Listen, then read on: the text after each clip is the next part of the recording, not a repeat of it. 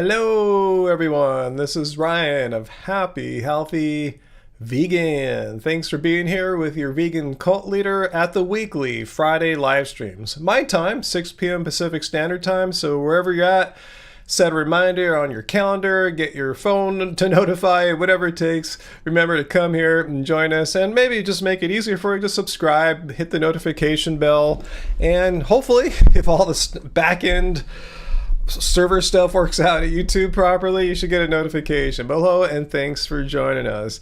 And I'm still a little sick. I don't know if you can tell from my nose, my voice. I remember last week I was just getting it. I felt it the night before, and it's just coming on the day of the live stream. And today I'm hopefully it's like on the way out. You just kind of caught me at the beginning of a cold and at the hopefully the exit of the cold. From what I understood from looking online, colds usually run their course within around 10 days. So I guess I'm around day 7-ish or something like that.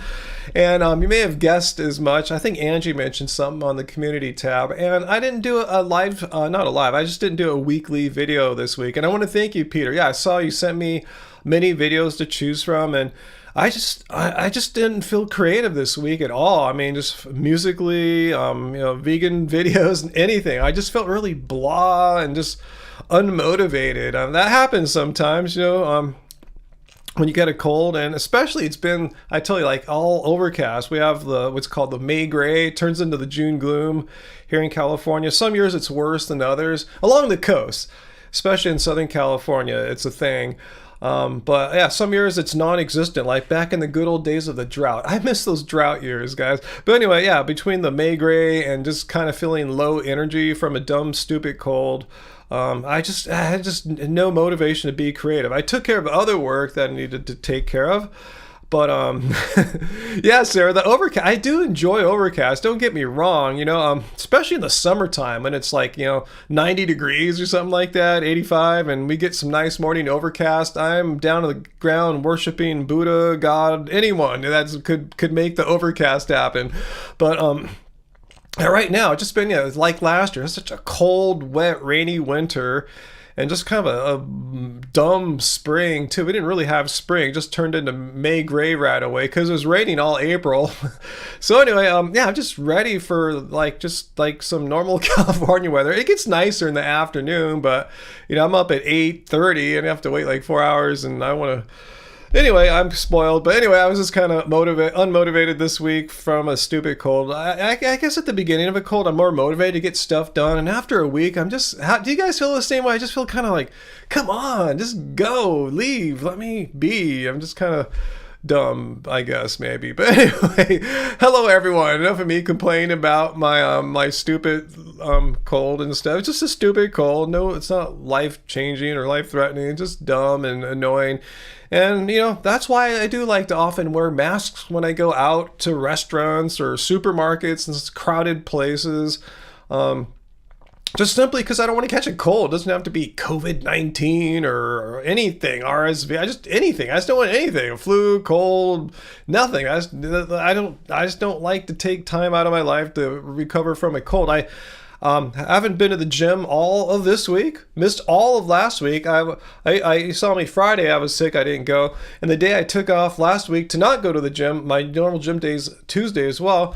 I took that day off to go take Angie to a concert, and I think that's where I caught my stupid cold at. And stupid, man, I should have been wearing a mask. I figured, I'm just being stupid. It's like I see everyone going to concerts. I'm watching NBA games on TV. 20,000 people, they're all fine. All the players are playing. That's their job. They're fine. I figure I can go see one concert and be okay. My first big concert in years. Nope. My first time out, bam, got it. Just like that. So, sucks. And I will totally wear a mask next time I go to a concert. Again, not for COVID, just for this dumb cold. If I had known I would just get a stupid cold for like a week and a half, I would have worn it. Even though it's kind of warm there, I still would have worn it because this is stupid. I'd rather be uncomfortable for a couple hours than uncomfortable for a week and a half.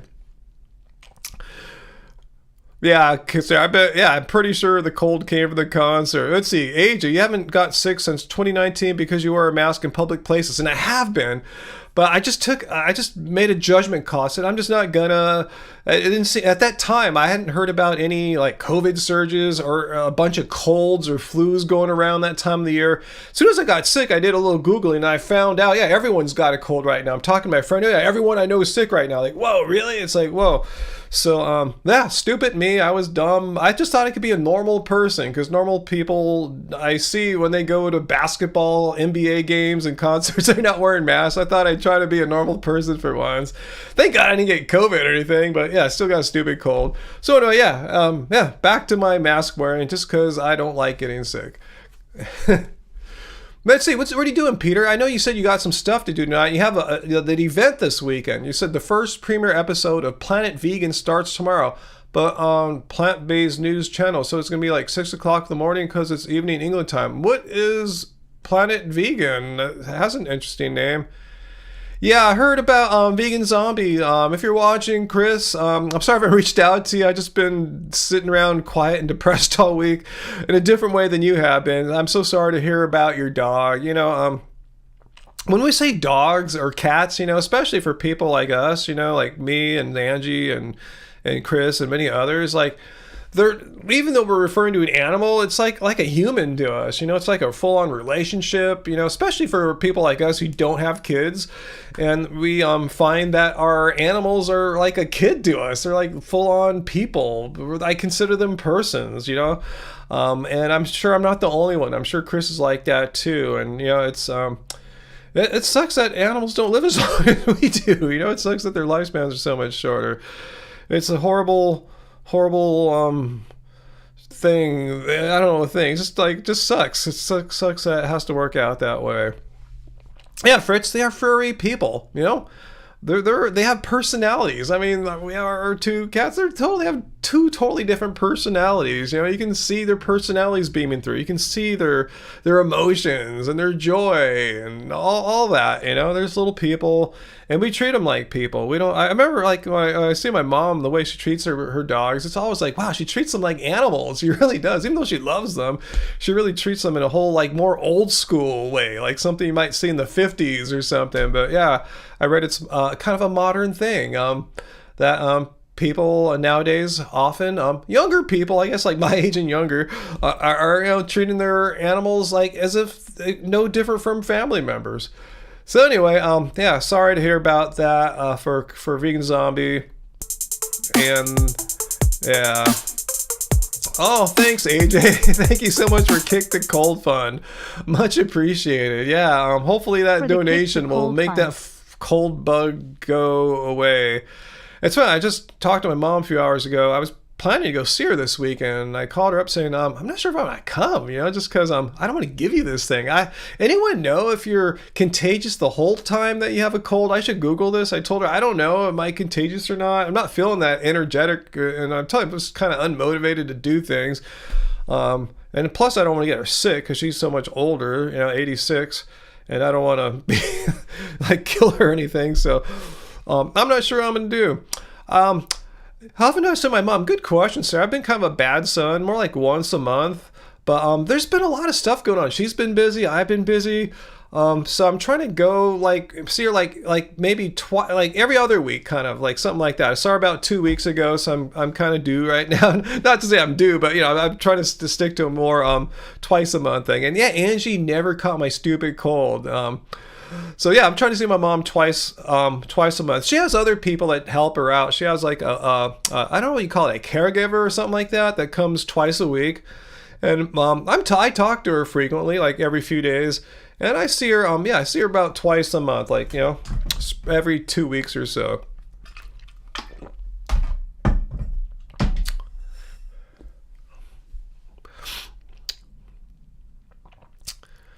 Travis, no tattoos. I've talked about this many a time. I don't have anything against tattoos. I mean, Angie and I, you know, one of our secret TV watching pleasures for many years as being Ink Master. I remember back when it was on the Spike channel or something like that. And anyway, yeah, but I still have any tattoos, and I don't think I'm gonna get any tattoos. I kind of have the reasoning that I made it this long, 56 years with virgin skin, and I might as well keep the streak going, right? So that's probably I'm gonna stick to that unless something weird happens. I don't plan to get any tattoos. Am I bad, Sarah? What do you think about my once a month, twice a month kind of thing? Is that bad or not? I mean, I help, as Angie points out, I might not help her out a lot, like physically, like right there in front of her, moving things, doing things. But I'm really helping out a lot behind the scenes, like all her like finances, bill pays, like she hardly, all her utilities handled. I got that on auto pay. Her having to deal with her income taxes, which are really complicated because her husband's got all these weird businesses, kind of like how we do. It's really complicated. I'm the one dealing. I just emailed their accountant today about some stuff. But yeah, I'm trying to make her life is I want her to experience like joy and pleasure in old age rather than like complaining and being confused and worried about I got to pay all this stuff. I go, no, you're enjoy your golden years. You shouldn't be worried about like how much to write your check for your cable TV for. I'll just have that all handled for you. You don't need to pay your trash bill because she can't see that well anymore. She can't write well ever since she had a little stroke after her heart surgery. She can write, but it's slower and more difficult for her. I'm just trying to have her, just live rather than struggle with stupid things like, paying bills and stuff. So anyway, I know I totally get that, Sarah. I totally got it. So... when I see her, I try to spend some quality time with her. But I'm gonna see her more. And yeah, I told her I'll probably see her tomorrow, unless I bow out because of not wanting to infect her. And you guys know, am I infectious right now with my cold or not? I think I am because I'm still like blowing my nose and stuff like that. Fu Man too. Yeah, we all are in borrowed time, huh? For sure. Yeah, Robert. Now I'm not gonna get a full sleeve. No, sleeveless, inkless skin. I'm gonna keep it that way because I'm old and I made it this far.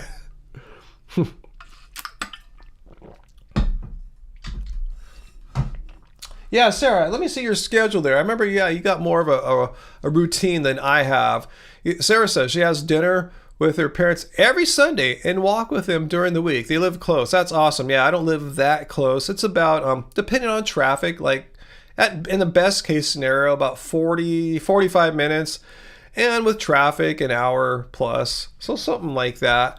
And my mom's not able to walk that well right now, but her caregiver used to come once a week. I'm giving you too much info probably, but now comes twice a week. So on the second day, my mom is doing more exercise so she can get stronger and walk better. So hopefully I'll be able to walk with my mom soon. Well, thanks, AJ. You think I'm a good son? I try to be, and I'm trying to be an even better son.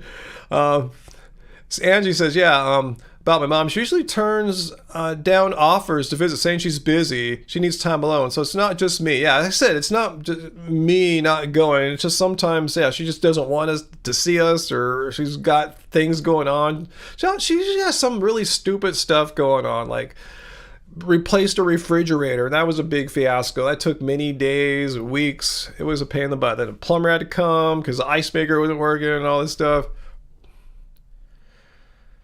Yeah, Sarah, I'm with you too. Yeah, my mom's brain is slowly changing.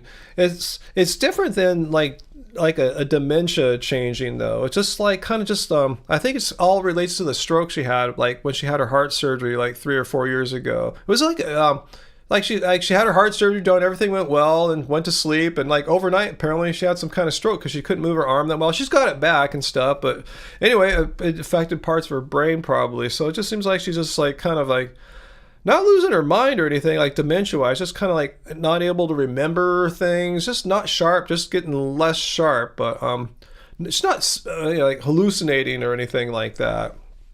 So anyway, it's still mental declines. I'm trying to appreciate all my time with her still. Anyway, Fu, you were a rocker before you got old and boring? A rocker or a punk rocker? Or both? Rocker when you're younger, punk when you got older? I'm not boring, or Fu's not boring. AJ, you still have your 80s fridge with the missing crisper drawer and the door and the shelf because you're afraid new fridges are crap. Good and bad things about that, AJ. It's awesome that your 80s fridge is still going.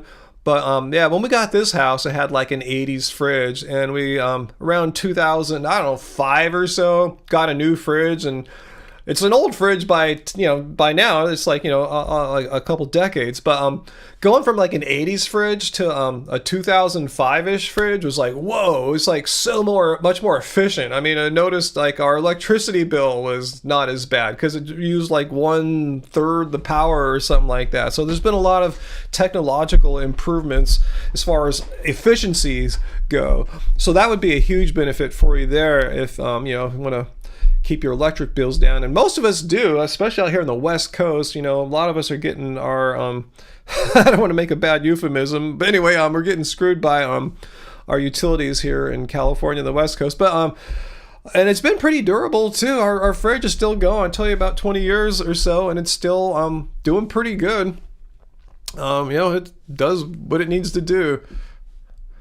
Carl, is she on a bunch of medications?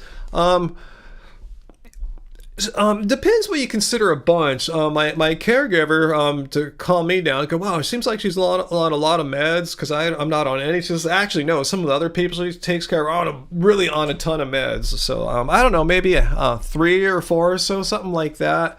And from what I understand, she wasn't even that good about taking a lot of them. It's like for blood pressure and stuff like that.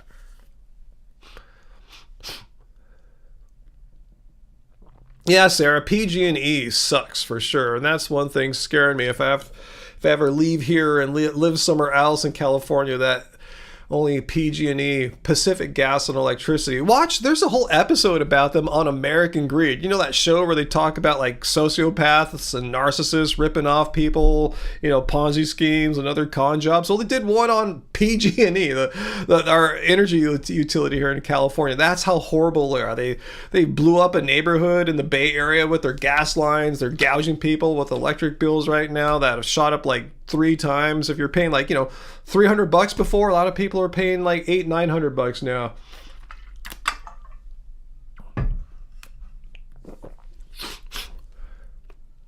Food appliances are designed only lasting a few years. Well, I tell you, we've been pretty lucky. Knock on wood. Our fridge and our dishwasher. Our dishwasher we got maybe around 2007-8, and it's still doing pretty good. So I know what you mean about planned obsolescence. Yeah, I mean, you see some like nice like Wedgwood stoves from 1950 that if you take care of them, they're still running, So I don't think they make stuff like that's still going to be working 70 years later. But yeah, I have stuff that's lasting, a couple decades and holding up pretty well so far. Getting a knock on wood here.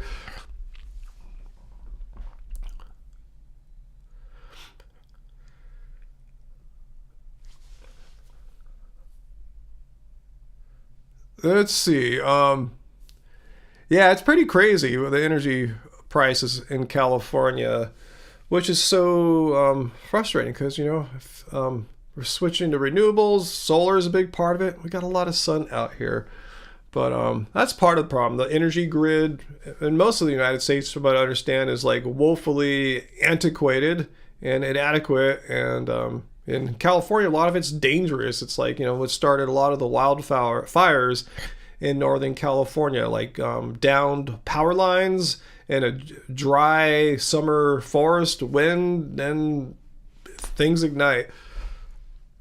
What's Carl? Your dishwasher is half dead. Your wife is hoping it will die, so you are forced to get a new one. That's one way to get a new one, huh?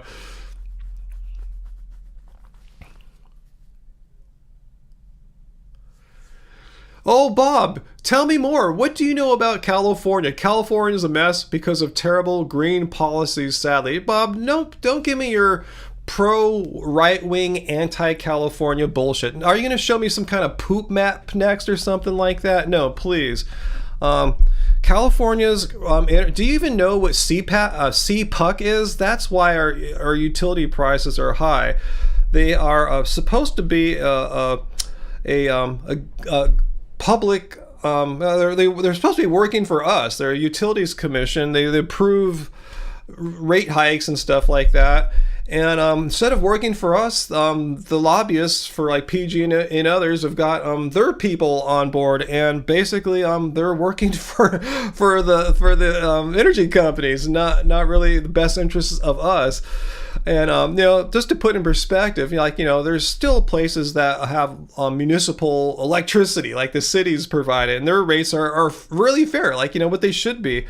But PG&E, they got to pay their CEO. Her pay package is, once you include the stocks and everything, like $34 million. $34 million of overhead just from one person's salary. Imagine if it was a city-run electric operation. You don't have to pay a CEO $34 million.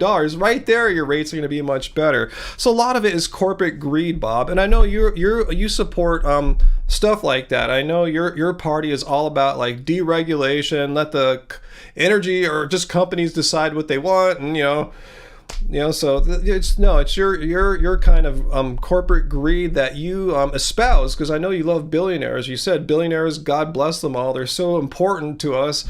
Yeah, the PG&E CEO is probably going to be a billionaire with $34 million pay package.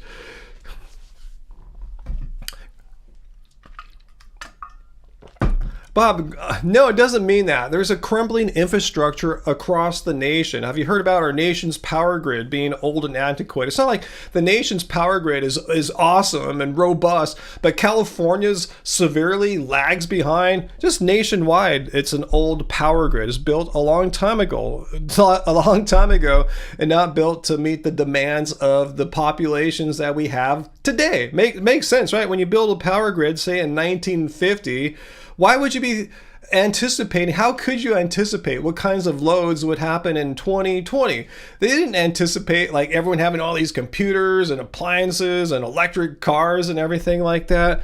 So please don't blame a state that you disagree with because of politics and blame it on that. Blame it on you can't blame it on us. It's a national problem. It's not a California problem. You can find me proof that California's power grid is like shit, and like all the other states are all really good, but ours is crap. Bob, we're not here to support your right-wing positions. Okay, it's not a political thing. Almost everything you say here always has to have some kind of political slant, usually pro-right, anti-left, and I'm not going to put up with that. Not that I'm trying to defend the left. I don't consider myself a leftist. I consider myself an independent thinker, but I don't like people who do that even on the left-hand side. Just make everything political about their agendas. This is apolitical, and I don't want to hear this shit, Bob, okay? Yeah, it's a right-wing thing to come here and bash California. That's very trendy on the far right. They're trying to make California look like this horrible, awful place. So when Gavin Newsom inevitably faces Ron DeSantis in 2028, that's going to be the matchup there. Florida versus California. California's got to look like a horrible experiment gone wrong. We're like Planet of the Apes here in order for your guy to look good. So please don't give me this shit, Bob, okay? I'm not in the mood right now. I'm not in the mood for some kind of bashing of my home state here so you can feel good about your politics. I'm not in the mood. Hey, Graven, Florida will win. What will Florida win?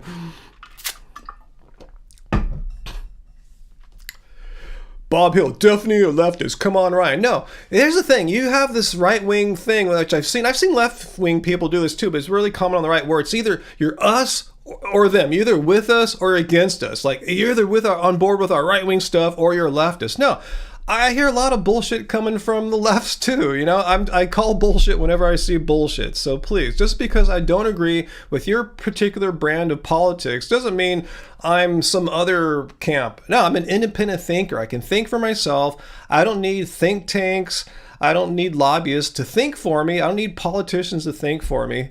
I thank you. I'm able to reason through things myself and not be told how I should stand on anything.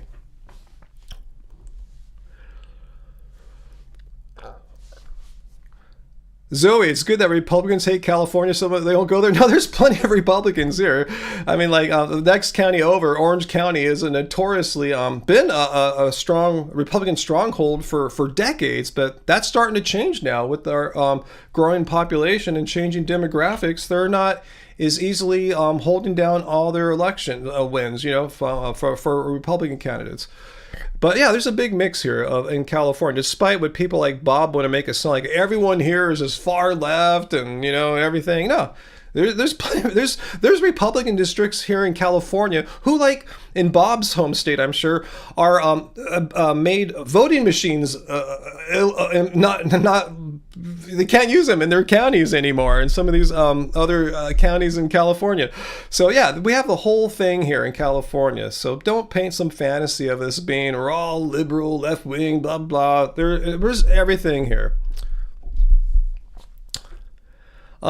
Sea Dog OST. Veganism is about minimizing harm.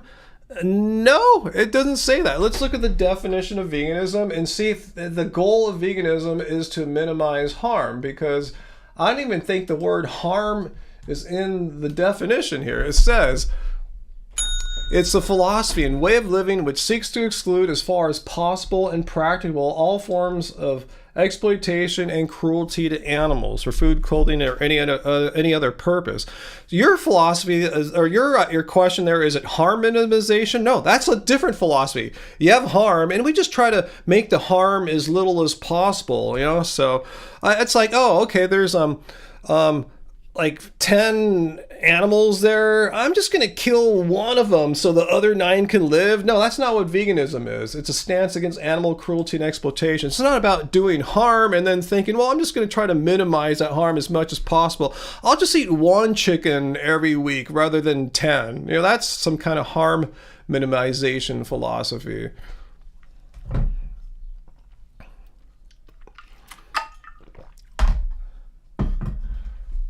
All right, anyone who's just posting bullshit about politics, I'm going to put you in timeout. I told you I'm not in the mood today to allow people just to say a bunch of shit about, ooh, Democrats, even Republicans. If you say shit about Republicans that's just blatantly, partisanly false, I'm going to do the same thing. I'm just not in the mood right now.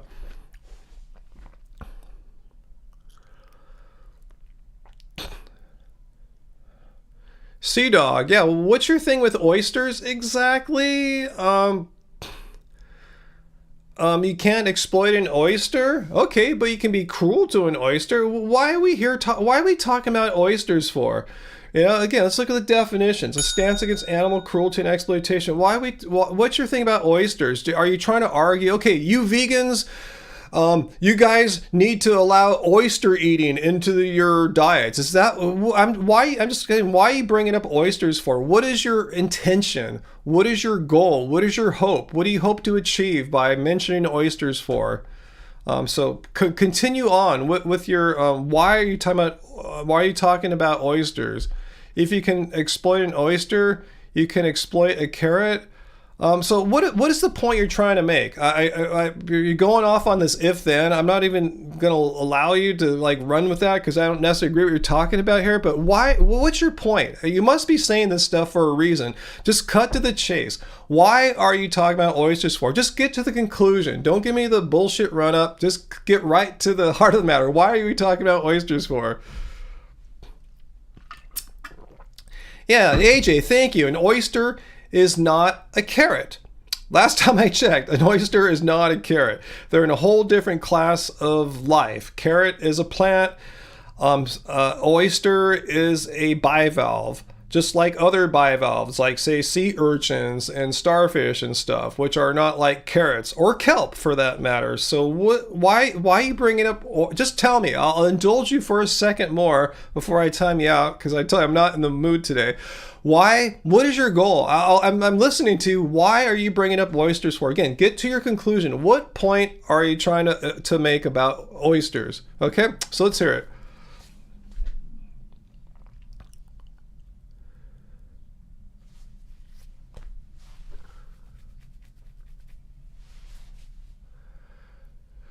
Okay, so I think I mentioned Jen Marie. Hey, Jen, California's a good state. Every place has its problems. I know. Every state has its problems. Yeah, I live here. I was born here, and I'm probably going to end up maybe dying here. So please don't bag on my home state, and I'll return the favor and not call your state a piece of crap or something. If I know that's what you're trying to do, you're trying to make California sound like a piece of crap. I'm not going to allow you to do that, and I will return the favor and not call your state a piece of crap. Because I understand, we all live where we live, you know? We're all where we're at, and there's great places anywhere. Every state has beautiful places, and likewise has places that are probably not as beautiful, and places that have problems, and just problems that are in that state, like that are an issue there. Okay, so I guess Sea Dog is not telling. Okay, if oysters can feel pain, then carrots can feel pain. That's your argument, that carrots can feel pain? Well, first of all, bivalves and carrots are different sorts of beasts. Are you a biologist at all, Sea Dog OST? Do you need me to explain some basic biology to you? Okay, so here's your point. So you're trying to say, because okay, well, let me just end your argument here. I don't eat bivalves, so case ended. I don't know who you're referring to that says, vegans, hear ye. From here on out, we must all eat bivalves because I proclaim it so as the vegan emperor or something like that. I don't eat bivalves, so I don't give a shit if what you're saying here. I mean, I don't eat bivalves because they're not plants. They're bivalves. They have certain hardware, for lack of a better term, certain nerve hardware that carrots or no other plants have. So out of abundant caution, because I allow that they might be able to experience something that resembles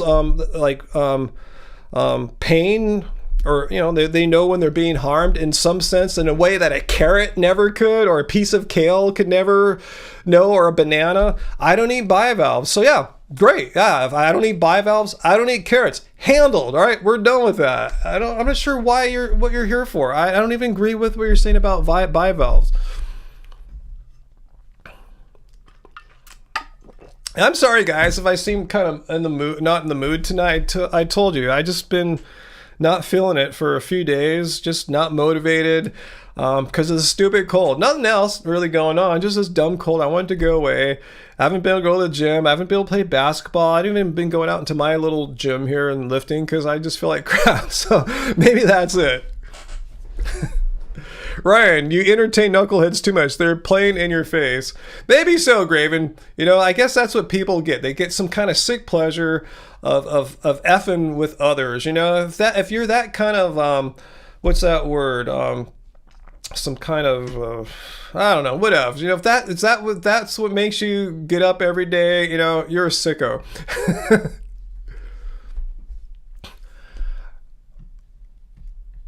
All right, C-Dog, I don't even know what your point is. Why are you even here? I'm just going to put you in timeout because I really don't know what you're talking about, and I don't care. I don't eat sea sponges or bivalves or anything like that. I don't eat them.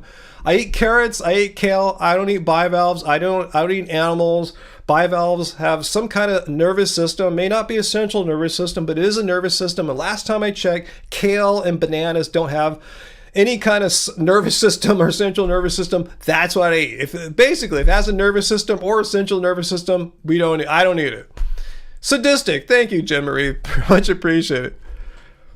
Sarah, you think I might have COVID? Really? What makes you think that? Just because I'm kind of pissed off right now? Yeah, I didn't get a test or anything, but it just seems like any other dumb cold I've ever had. A reason why I don't think it is COVID, Sarah, because I told you last Tuesday evening, last week on Tuesday, I went to that concert and I started feeling my first symptoms Thursday, and I looked up online what the incubation period is for COVID, and it's not 2 days, it's longer than that. It's like 3 to 5 or 6 days, something like that, but a cold 1 to 2 days, perfectly matching the incubation period, because I'm pretty sure that's where I got it, because I've been pretty cold free, sick free. I always have my mask on except for that day. So I don't think it is, but it just feels like every other dumb cold I've had. Never had any other, like, any troubles breathing or anything like that. Hey, thanks, Devin. Your fellow SoCal vegan neighbor here has your back, right? It's a great state, has its issues. Yeah, but so does everywhere. Can Bob, can you first of all tell us what state you live in, and then we'll see if there's any issues in your state. And I bet you're not going to tell us where you live because you haven't so far. And secondly, if you were to tell us where you live, Bob, I'm sure we could find many issues going on in that state. So please don't stand on this pedestal like, oh, California sucks. No, it doesn't suck here. If it sucked, maybe I would have left here rather than staying here my whole life, basically. Pneumonia? No, I think it's just a dumb cold. I don't have any kind of the colds. I told you, I looked it up when was getting it last week. Said they run their course in about 10 days, and we're on about I started feeling my first symptoms last week on Thursday. So it's about what day. Depends when you start counting, day 7, day 8. So yeah, I don't think it's any of that stuff. It just feels like every dumb early summer cold I've had in my life, because I remember in the past I've caught many dumb early summer colds. You've had laryngitis, Priscilla, all week and you haven't been able to talk. Wow, unfortunately I haven't lost my voice yet. But pneumonia sounds a bit extreme there, Graven. Consider I don't have any like pneumonia type symptoms. I know colds are going around right now. I was on a Long Beach subreddit and a doctor popped in there. So yeah, he's seen tons of colds, tons of flus as well. Type A and some type B flus and RSV. He says a lot of people are sick right now. Not necessarily a lot of COVID, but he's seen a lot of people who are sick.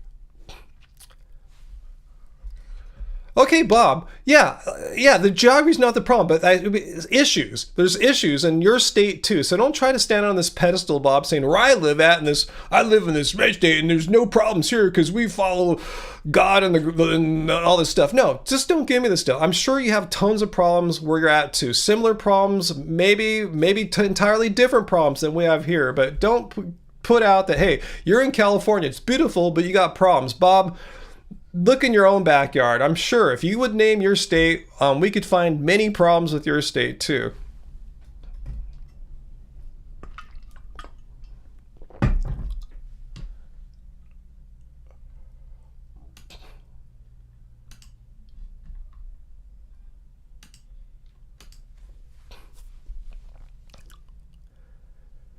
Yeah, Sarah, yeah, your state is great. Beautiful, like California in a different way, but yeah, very beautiful and way less people. And that's why I tell you, I would like to live somewhere where there's maybe a little less people. I don't like living in the largest city in North America.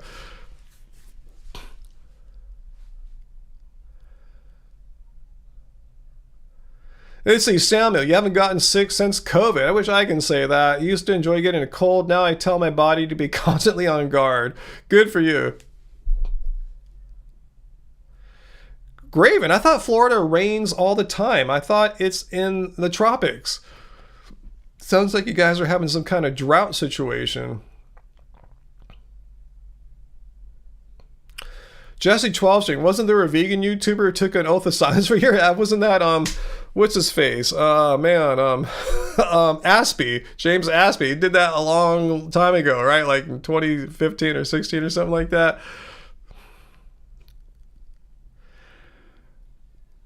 Was that, Sarah? Ryan Fiesta tonight? What kind of fiesta are we talking about, Sarah? I could use a little fiesta. Oh, feisty.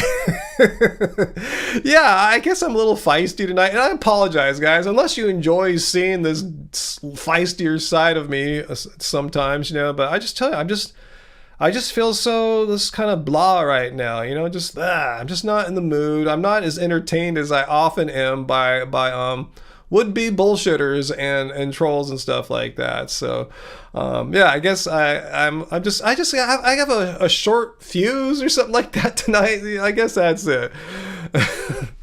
The patience that I often have is really not here tonight.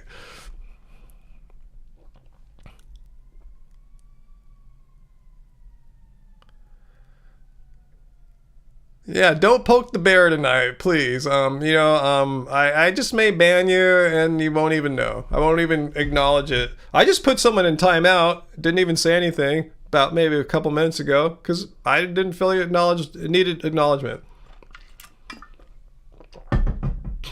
Blind bookworm, you need to ignore the traders and tell me how you fit 10 or more bananas in our blender. Well, in a Vitamix, it's easier. If you want to get a lot of bananas, then you break them into bits. You know, it's hard to put 10 whole bananas in, but if you break them in half or thirds or fourths, it's much easier. My current blender is a smaller blender. It's an Oster. It's a regular size blender, just not as mega as a Vitamix, but I don't put 10 bananas in them anymore. I probably, when I'm really hungry, 6 or 7 bananas. Remember, you can have a huge banana, a small banana. It really depends on the banana size. Yeah, Uncle. Yeah, some people are leaving California because they don't like the politics. And, we hear a lot of Californians are fleeing to Texas. Specifically, like Austin, Texas has been a huge recipient of Californians. Well, guess what? I just saw a YouTube video. If you don't believe me, I'll pull it up for you. I should be able to find it in my history from a realtor, a longtime realtor in Austin, showing the statistics how people are leaving Austin. They're going to other places. A lot of them are leaving the state. Some are going to other counties, but tons of Austins are fleeing Austin. So when I hear this bullshit from Bob, like, everyone's leaving California. Well, people are leaving Austin, Texas too. And people are leaving Texas as well. So, people, it's a free country. Still, despite your political party that you like, Bob, we're still free to move about the country, go where we want. And, that happens. Yeah, California's a huge state. Yeah, we gain and lose a ton of people every year compared to, say, like Rhode Island or something like that, numbers-wise. Tyrone, Austin sucks? No one said Austin sucks or anything like that. I've never been to Austin, but I've heard a lot of great things about Austin. I'd like to visit Austin sometime, but yeah, people are fleeing Austin, Texas right now for a variety of reasons.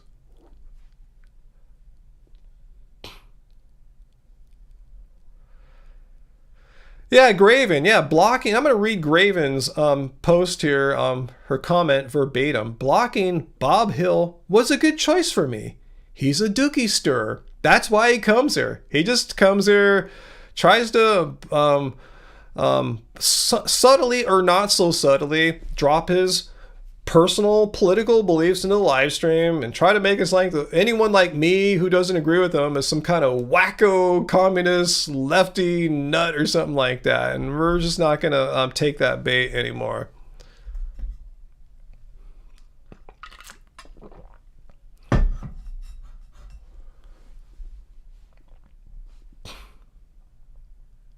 MZR, vegan poops are more beneficial for the soil? Well, if you're pooping outside the soil, I guess it is. I typically don't poop out in the soil. Uncle, yeah, you have relatives from Texas too. Yeah, your mom's from Texas. You go to Texas, I remember, on occasion. Trying to turn on the AC here. It's getting warm in my little studio right now. Yeah, I need some buddies to hang out with right now, Jesse Charleston. You're right. So that's why I'm not in the mood for shit right now. If you want to be a jerk, come back next Friday. Really. If you're just here to push my buttons, I'm letting you know you're gonna get in trouble. You're either gonna get a verbal spanking, or I'm just gonna block you or time you out. So if you want to, if you're here to stir shit, come back next week. If you're here to debunk veganism in a respectful, civil way, totally cool. Have at it. If you're just kind of lurking in the background, you're waiting to say your thing about why veganism sucks, feel free to do that. Just do it, like I said, in a civil way. Don't be a jerk or anything, and we can have a conversation. But those who are here to troll or just try to piss me off, come next week, maybe, but not tonight. Like I said, there will be consequences tonight. Yeah, William Shanks, I agree here. One thing all political tribes should agree on is animals are not products. Animals are not things. Navia, you're probably right, huh? Bob Hill is woke, huh? Bob Hill is definitely woke. That's why he's always on vegan chats. Do you wear chaps by any chance, Bob? Are you wearing, and are your chaps vegan, like vegan leather chaps? That's what I'm kind of thinking Bob's into. That's his, his go-to Friday night and Saturday night attire, listening to the Village People wearing his vegan chaps. Let me know if that's an accurate guesstimation of Bob's deal there.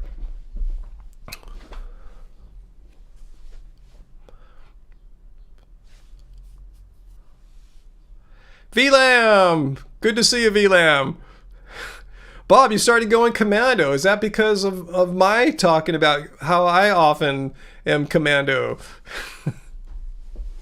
Or NASA's chops like David Lee Roth used to, huh? Yeah, you could be true. You could be right there, Samuel. Maybe Bob's not real. Just some character, huh? Some character, some fantasy, some person made up.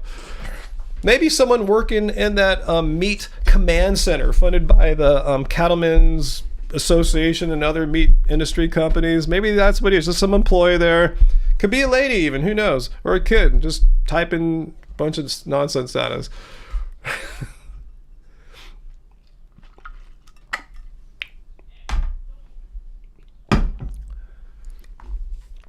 Could be a bot too, huh? It's very possible Bob could be a bot. Bob the bot. Oh, Bob now works for the government, so we know a lot about Bob. He's from Mexico, he works for the government, and he's wearing no underwear. That's a lot of facts right there. Anyway, yeah, going commando while wearing chaps. I guess it's assless chaps. Huh? Well, if that's your thing, Bob, totally cool. I'm not here to knock anyone's choices. Like I said, we live in a free country, despite what you hope to achieve. But anyway, we live in a free country. If you want to wear assless chaps and you're not exposing yourself to people, especially children, have at it, Bob. You know, assless chaps. Go. Live your life, assless chaps. Totally cool.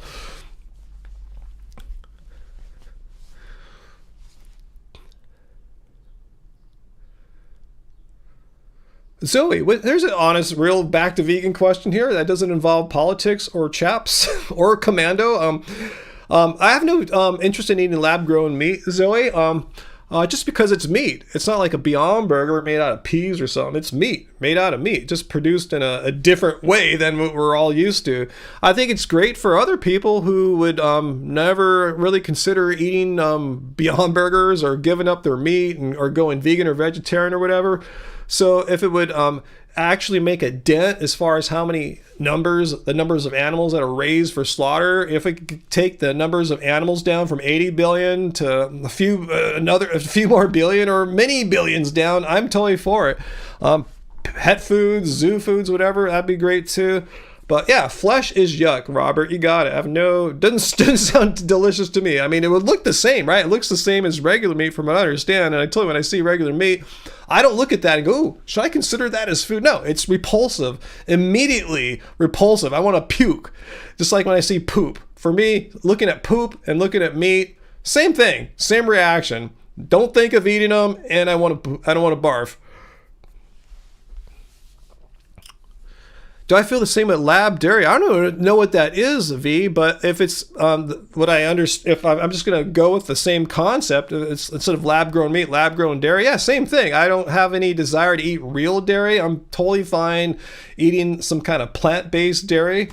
If I need some kind of dairy, whatever, a cheese or whatever, get some Daiya, get some Milkos or whatever, Kite Hill. There's tons of vegan brands out there I'd rather support. So, but again, if non-vegans are going to eat that instead of their cheese that's produced through cruelty and murdering animals, yeah, totally. I'm 100% for lab-grown meat. Again, it's not something that vegans need to eat, but we can support it in the sense, yeah, if it's actually going to reduce the amount of animals that are exploited and killed, like, yeah, totally cool.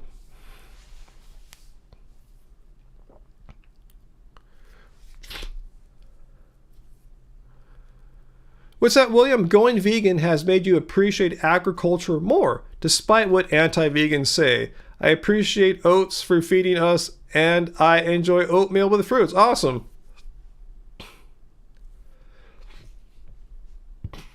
Okay. Howling Moon Cinemas. Eating animals is vile, wicked, and cruel. Yeah, let's see. Can we say the opposite? What's the opposite of vile? Like totally awesome, wicked? What's the opposite of wicked? Compassionate? Yeah, can we say like eating meat is compassionate and instead of being cruel, kind? Can we say that? Eating meat is compassionate and kind. No, you're right, because the opposites are completely like ridiculous, right? They're nonsensical. Eating meat is compassionate and kind. No, it's not. You're harming, you're killing, you're exploiting.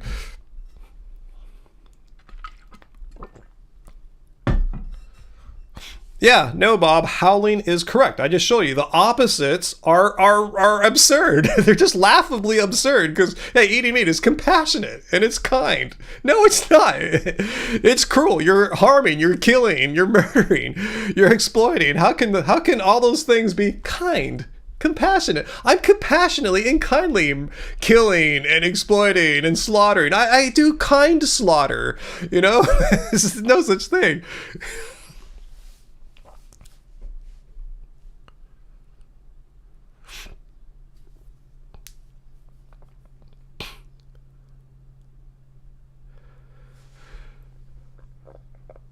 Wow, Flatlander, you panicked the first time you had an Impossible Burger at a restaurant because you thought it was real meat. Did you go and ask, like, hey, is this really an Impossible Burger? Like, what did you do? How'd you, like, calm yourself down? Did you just have them verify? Yeah, this is really an Impossible Burger.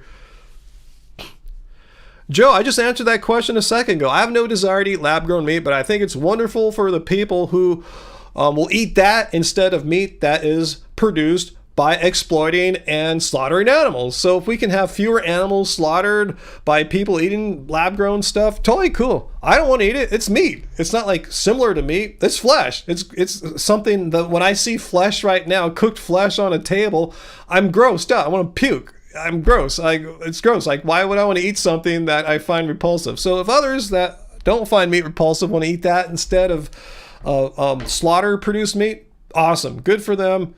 And I hope they all eat that instead of slaughter meat. Blind bookworm. Have I ever done 30 bananas a day? I don't think I ever did 30 on any particular day. I think the most bananas I ever did in any day was like close to, it'd probably be somewhere in the 20s, like the low to mid 20s, but I don't think I ever had 30 bananas in a single day. And just only 8 bananas either. Nope, neither of those. Hey, Uncle, what's that? You made Myra some really good vegan-friendly spaghetti and meatless meatballs and Trader Joe's no-meat bolognese sauce with shredded vegan mozzarella. Was that a while ago, Uncle? Because I remember several months ago they stopped carrying the meatless bolognese sauce.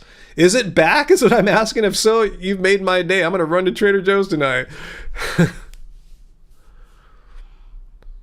Well, there was the website, Bob, 30 bananas a day. That was the Banana Girl's website. And for a time, I guess she was sharing the duties with her then boyfriend, Harley. And that was kind of their catchphrase. I guess it was more to emphasize 30 bananas a day is roughly 3,000 calories a day. Get that. You can eat all raw, get 3,000 calories raw. You should be good.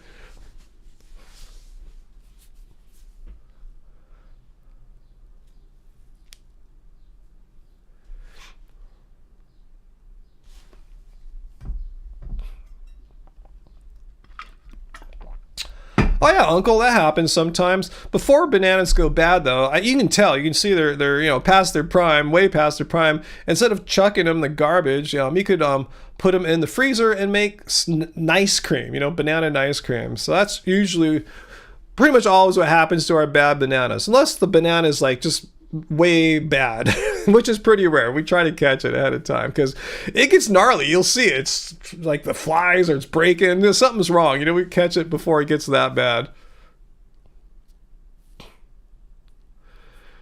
Bob Hill, I've recently listened to Joel Furman. I think his approach might be better. A bit higher protein and fat. Compared to what? What are you compared to? Who are you compared to 30 bananas a day? Yeah, you're right there. But like say in our book, what about our book is low protein and fat? I mean, we have lots of high protein dishes, like plenty of dishes with beans, legumes, tofu. We're not afraid of protein. And fat, I'm eating avocados all the time. We just had an avocado fest a few days ago because a bunch of avocados went ripe. Eating, I just had a big handful of almonds. Piers Morgan, you're welcome, huh? Literally billions of insects. Yep, we heard that before. Yeah, billions of insects to make my almonds. Ate a bunch of almonds before I came on. Compared to 80-10-10. Well, 80-10-10 is just kind of it's not like a standard or anything. It's not like a vegan standard. It's a standard for kind of raw people or raw-ish, like raw till 4, high raw people. But yeah, there's no I don't see any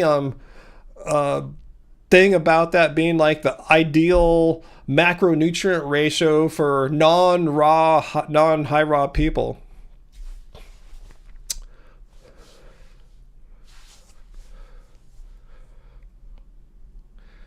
Okay, Uncle, you haven't seen the bolognese sauce yet. I think it's gone forever, unfortunately, from Trader Joe's. Just the meatballs so far. I'll make that suggestion. I think it's too late. I think Trader Joe's, the products come, products go, and that is gone.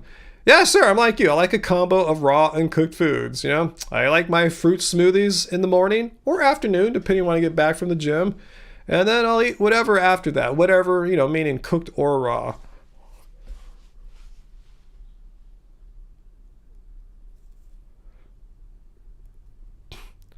Okay, Bob, you clarify. You guys made cookbooks of great recipes. Thanks. It has a certain philosophy. Furman, has a certain philosophy to maximize longevity, though. Our trip isn't about longevity. We're vegan. I'm not a longevityist. Is that a thing? A longevity enthusiast or something like that? It's not my thing. I'm against animal cruelty and exploitation. Doesn't say anything in here about longevity. However, there's studies that we've seen, like say the cohort studies of the Adventist health people, the vegans, vegetarians, and the meat eaters, and the vegans have the longest lifespans, about 10 extra years of healthy living compared to average people, and they lived longer, I told you, than the vegetarians, and lived longer than the meat eaters from the Adventist health study too, I believe. So again, it's like the environment. Like veganism is not an environmental movement, but there are just environmental benefits. And veganism is not necessarily a longevity diet, because you can eat it like a crappy. You can eat junk food vegan all day if you want. But generally speaking, if you eat a balanced vegan diet, the kind that we show all the time that the health organizations recommend, it just so happens that you reduce your risk of the leading causes of death: heart disease, diabetes, stroke, the most common forms of cancer. Your risk of dying of those causes decreases. So yeah, it has longevity gains. But it doesn't mean that I don't care about longevity. I'm really not thinking too much about it. I'm just trying to eat healthy, get my health, keep my health good, have the doctors look at me from time to time and make sure I'm doing all right, So anyway.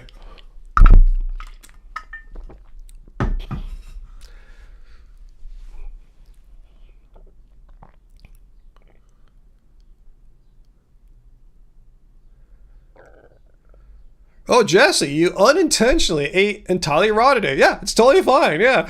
Just realize it had the world's largest salad, literally billions of pieces of lettuce. There's nothing wrong with eating raw unintentionally, as long as that's not your be-all, end-all that you have to eat raw or else you're going to die. Yeah, Peter sent me this video I want to check out. That same guy says, that nonsense how raw food can cure every disease known to man, his quote. Now he's saying cooked food is poison and that's why people get sick and die. Not for any other reason, just because their food is cooked, and if you ate raw like he did, you'll live pretty much forever. Anyway,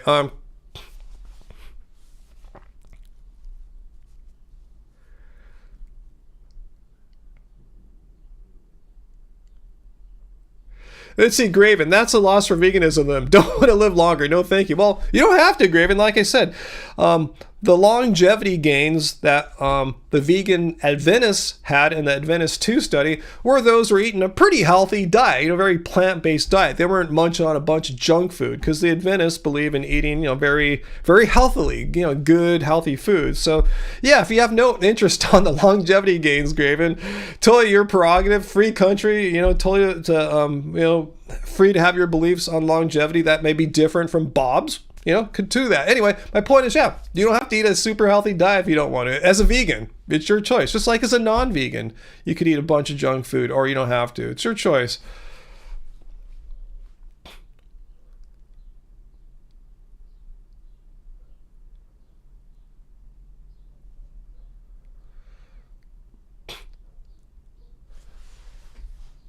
What's that, Sarah? You like little bits of ferment, but not all. Each plant-based doctors have their different tweaks. And Bob wants to know, what do you not like? It's pretty strict. Maybe the only criticism I have, I do find myself craving fat once in a while doing low fat. Well, the question is, I think Sarah and I would ponder is, why are you intentionally doing low fat for? Like, what's the point? Like, why? What's the why? Like, and now you want to go higher fat because you're doing such low. Why don't you just try eating a balanced, sensible vegan diet? Like, say, like the foods in our cookbook. I'm sure Dr. Greger's got good foods in his cookbooks too. I mean, I haven't gone through his recipes, but I know he's got recipes in them. I'm just saying, why are you doing all this trendy, high fat, low fat, high protein, just eat a sensible vegan diet. These are the criticisms I say of all these people who I make these response why I'm no longer vegan. They tried all these weird trendy sayings. Just eat a sensible, healthy, balanced vegan diet. Is that too crazy?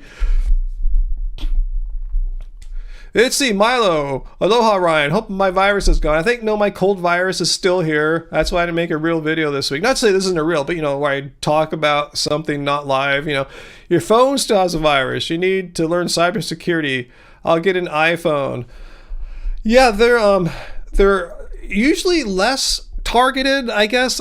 Apple's security is a little tighter because of how they have their app store locked down, so you just can't download an app without it going through the app store, and they check it for viruses there. There's still ways to infect an Apple phone. They can inject like code through a browser or something like that, but at least, yeah, it's tougher, but yeah. You want a new phone for sure, Mile. It doesn't have to be an iPhone necessarily, but yeah, I think you need to wipe your phone if you know how to do that, or take it to an expert. Just wipe it, start fresh, like factory reset it, and load your data back on, one app at a time.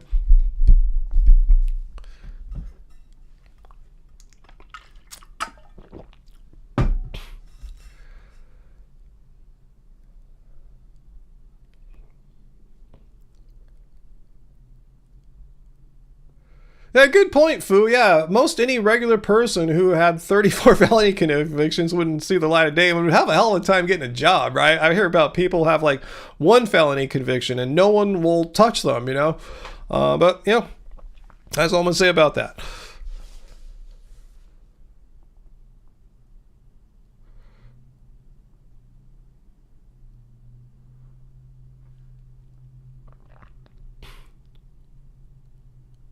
Yeah, Mythulion, never had any kind of like, phone virus, and always used a Galaxy phone. It really depends on how you use it and how how up are you on security.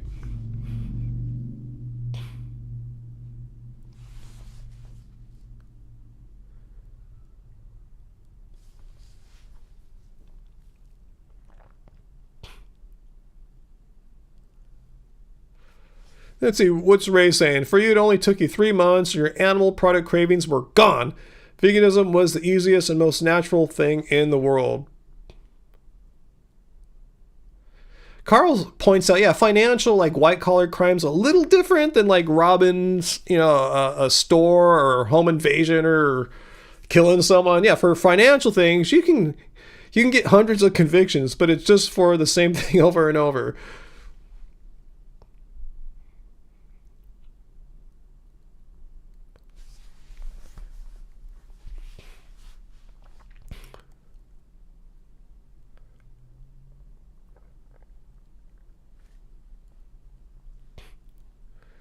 That's cool, Marlo. I'm not saying anything bad about 80-10-10. I just say that I don't think there's anything holy about that. But I know, for like you, if you're eating a pretty much raw or high raw diet, I mean, that's kind of the natural macronutrient ratio you're getting without even counting or trying, right? Because fruits are roughly like 80% carbohydrate, 10% protein, 10% fat. That's kind of like the ratio. That kind of happens over time once you average it all out. So there's nothing holy about that or anything like that. But if you're eating a non-fully raw diet like that, it's way easier to like eat, get legumes and, get higher protein. It'll change that 80-10-10 around quite a bit. Maybe make it more like 70-15-15. Yeah, Sarah, I'm with you. Our two choices, this shows you how flawed our political system is.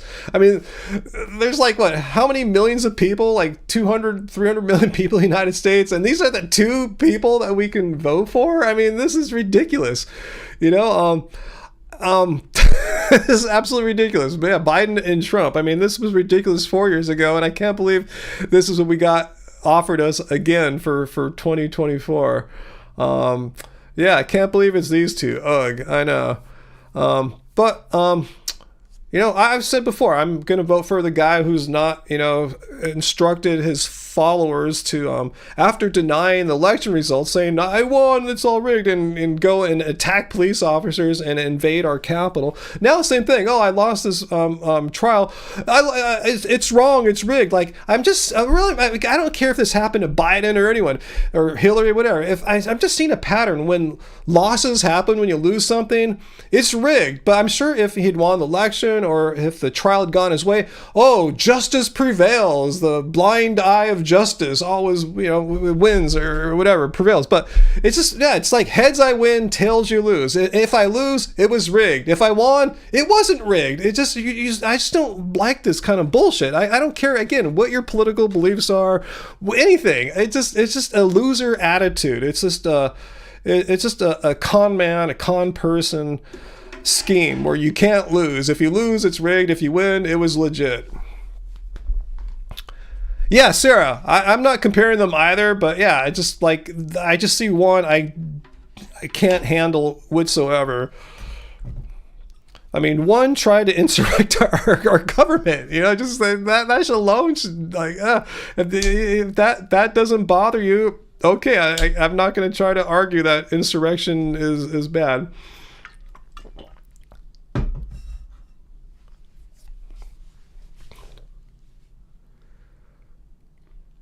Yeah, someone who says, hey, I'm going to be dictator on day one. I mean, I've grown up my whole life. I'm 56 years old. I've grown up my whole life hearing about how dictatorship is not part of democracy, and dictators turn out to be real dicks. I mean, can we think of like great dictators in the history of the world? I can't really think of too many great examples of fascist dictators throughout history. It's kind of been a bad thing, but lately, like, up is down, left is right, everything's backwards. No, like, oh no, dictatorship is great and awesome, and yeah, fascism's awesome.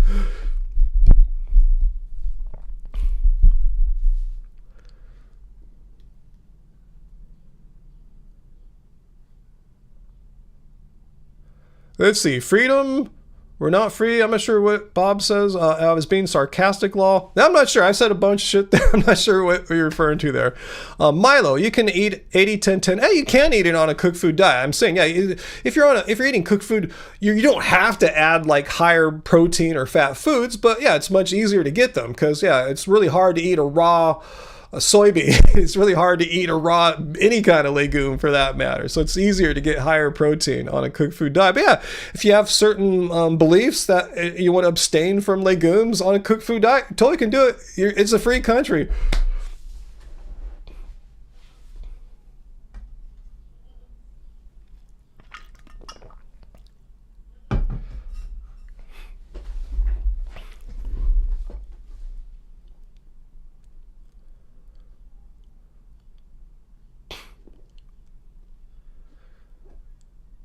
No, I totally agree, Griffin. Yeah, lesser of two evils still leaves you with an evil SOB. I guess it depends which kind of evil are you more comfortable with, you know?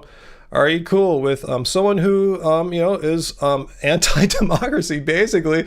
The elections don't matter. If I win, it's legit. If not, it was rigged, and dictatorship and fascism are cool. Insurrecting the Capitol, totally cool. You can tell your followers, hey, go invade the Capitol, beat up cops on the way, and kill a couple if you have to, which actually happened horribly.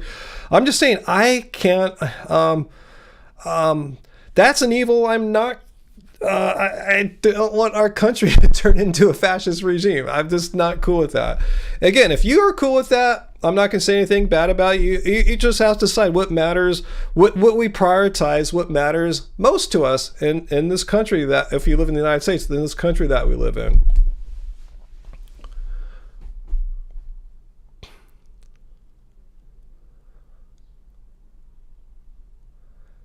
Yeah, Naya says some good points there.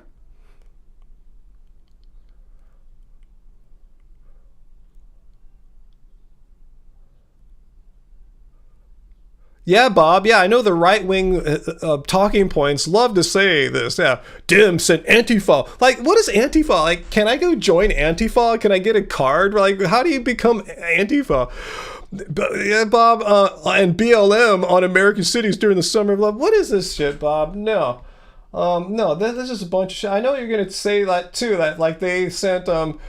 Dem sent Antifa to insurrect the Capitol. The Republican people there that Trump sent were just there as tourists, and it was these sinister implants, Antifa implants, that did all this stuff. Like, no, that's a bunch of bullshit. There were well-known Republican, like, actually politicians that were there that got arrested inside the buildings. So please don't blame this on some boogeyman Antifa thing. And just as a concept, Antifa means anti-fascist. I don't know what Bob thinks Antifa is and who runs it and all that stuff. I don't think anyone knows. I don't think it's that organized of a thing. I could be wrong. Let me know. But anyway, I am anti-fascist. I am. I've always been anti-fascist. And just because now we're trying to be told fascism is cool. No, I've been told my whole life fascism sucks. And what I've seen from history, fascism is horrific. It's evil. So no, I guess if you want to say that, I'm Antifa in the sense I'm anti-fascist, if that's what it represents. If it has other connotations to it, then maybe I don't necessarily want to align myself with that, but I align myself with being anti-fascist. Anyway, enough. I just put Bob in timeout. No more effing politics, okay, guys? Let's go.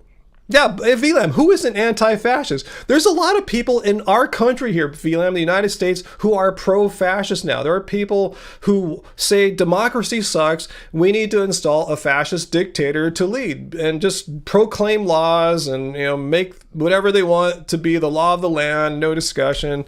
And that's not the kind of country I want to live in. That's simply how I'm going to vote, just because I'm against that sort of tyranny. I don't want to live in a tyrannical country. So we're moving on to no more. We're going on.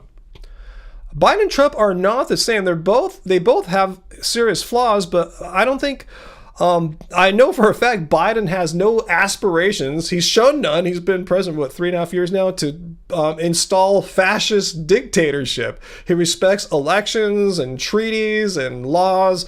He doesn't send, when he loses, he doesn't send his followers to attack police and invade a Capitol building. Has actual procedure happening. He's not, I mean, he has flaws. I totally disagree with this support for all these military things he's been doing overseas. Yeah, he's not, but bottom line is here we're not in danger of becoming a fascist dictatorship under a guy who's currently president. So that's where it's coming down for me. They're not the same. They're totally not the same. They're in the same that they're both really old and really flawed, and neither should be president. But this is what we got.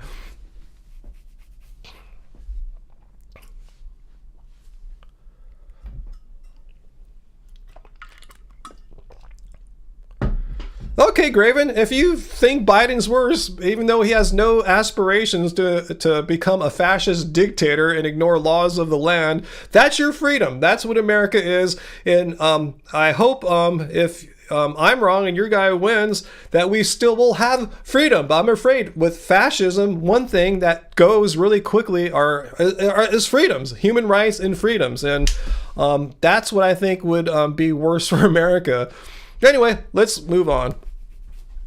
Yo, Jordan Vegan USA 15. Woohoo, Jordan's here. No more politics. We're done bashing on doing politics stuff. Good to see you, Jordan. How's it going? Well, Milo, that's really not a good thing to joke about, really, because what if they're not joking? That's the thing. How do you know their intentions? When someone says something and it doesn't go over well, you can all say, oh, I was only joking. Well, I don't know. I don't know what the intentions were. No one knows, other than the person who uttered it. So just because someone might have claimed it to be a joke doesn't mean it necessarily was.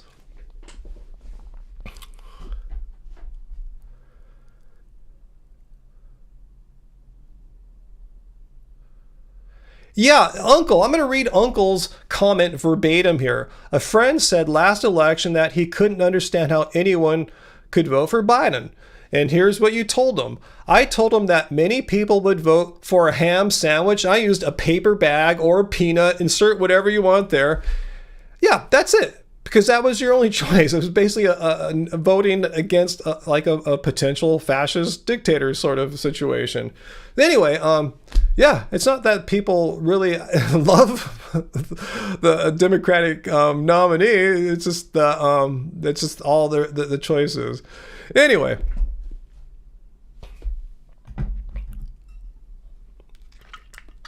M. Ryder, if you were a fascist dictator, the only law you would impose would be veganism. Yeah, maybe that's cool. I would consider that if I could somehow be a fascist dictator. I would say, okay, now that I'm a fascist dictator, here's what's going to happen. Veganism.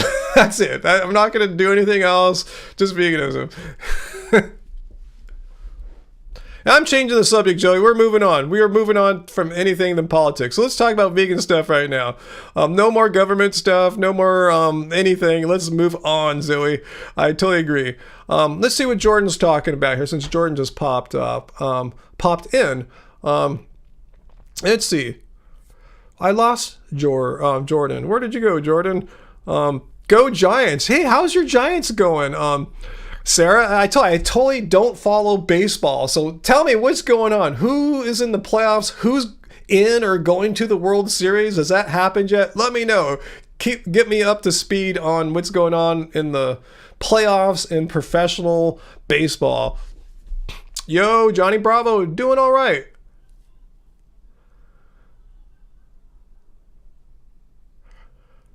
Flatlander, no sports either. Yeah, we'll not go on sports, but I just want Sarah to just give me a quick. Okay.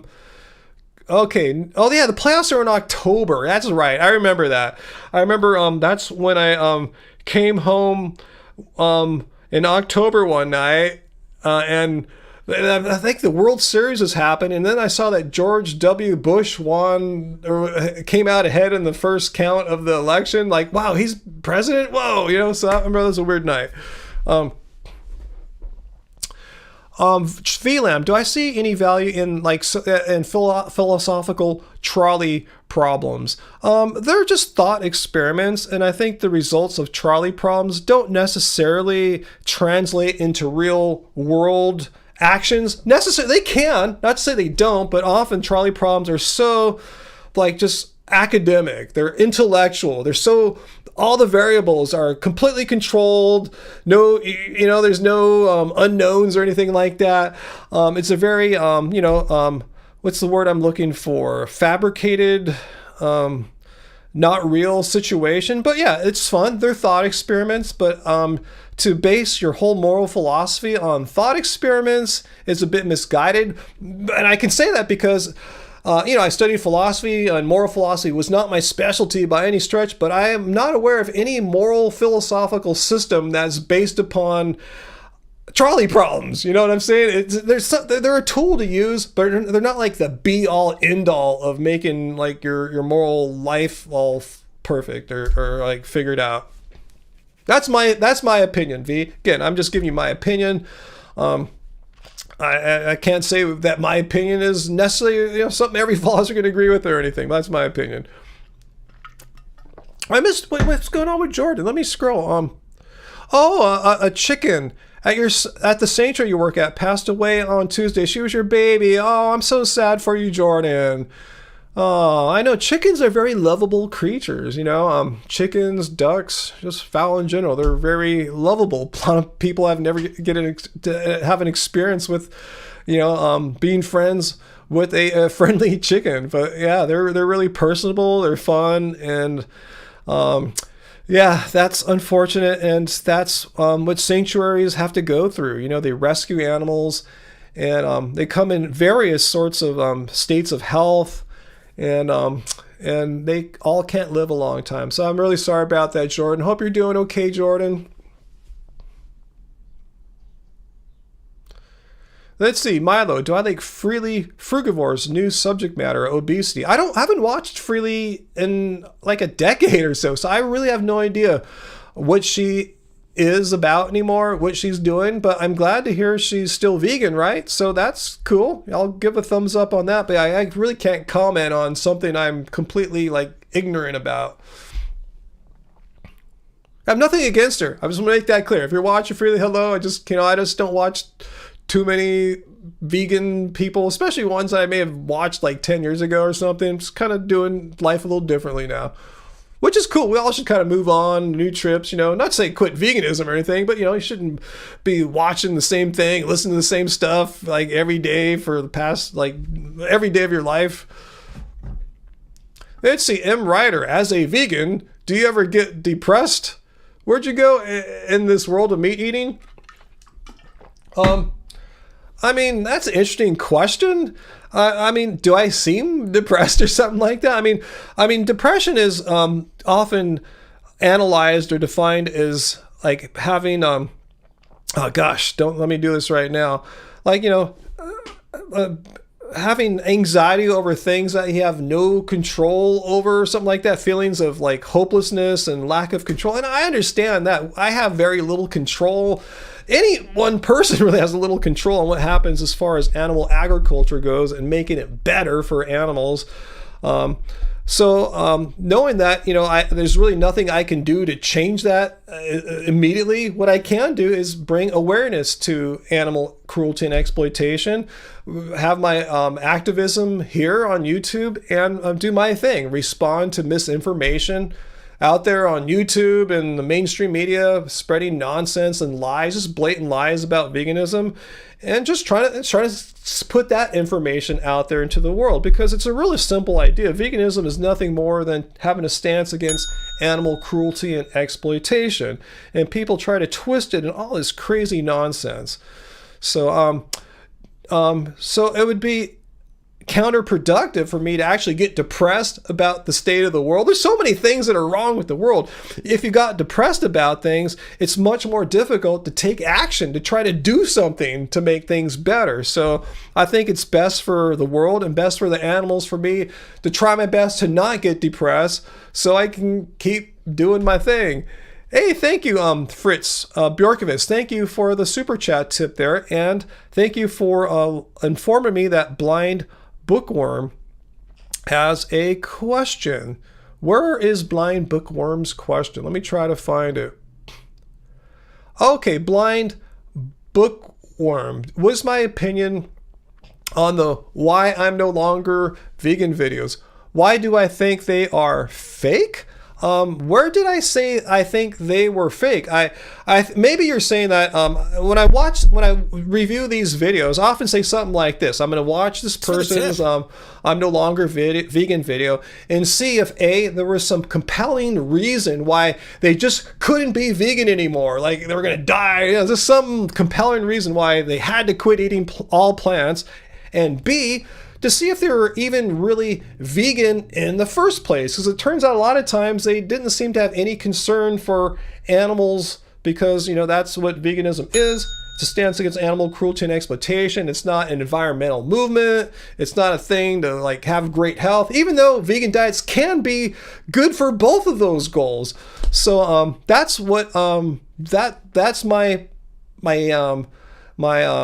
method of reviewing these videos. That's what I'm doing specifically. So re-ask your question, knowing my MO now. Jordan, hey, thanks for the super chat tip there, Jordan. Much appreciated. You need help naming a documentary about the turkey industry and how it's bad. What are some of the recommendations on the name of the documentary? Well, you got to get something about foul in there, like Something's Gone Foul or something like that. You like that one, Something's Gone Foul? That's the first one that came off the top of my head there. But if you guys have any other suggestions for Jordan, feel free to chime in. Let's see if I can find any more from Blind Bookworm here. I'm not seeing anything. Okay, thanks, V. I didn't know Mike the Vegan did a video on the recent why I'm no longer carnivore trend. Well, I got to check that out. Uncle points out, the curse of knowledge bias. Once you understand something, you presume it must be obvious to everyone. Let's see.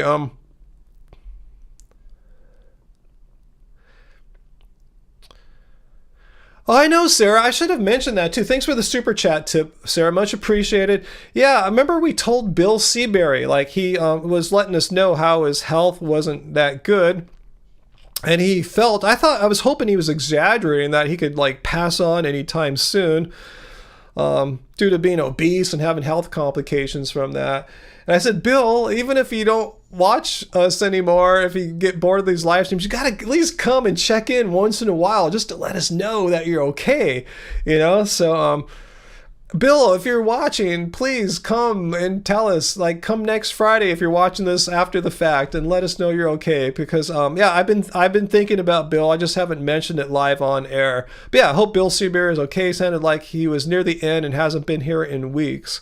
And yeah, we haven't literally, I don't think we've seen Bill for maybe a month and a half, maybe 2, something like that. So, yeah, he hasn't checked in with us. So if anyone knows Bill, please let him know. We're thinking about him, and we hope he's okay. And I hope you're alive, Bill. I hope he's with us still.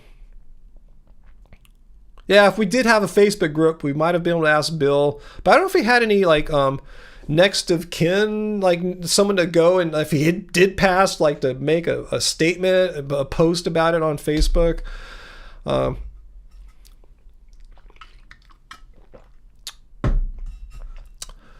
So I hope he's okay.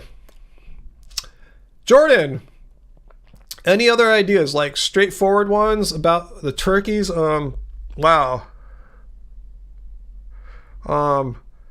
Let's think. Let me think for a second here. Let's see. I can't think of anything right now. I'll have it processed in the back of my mind.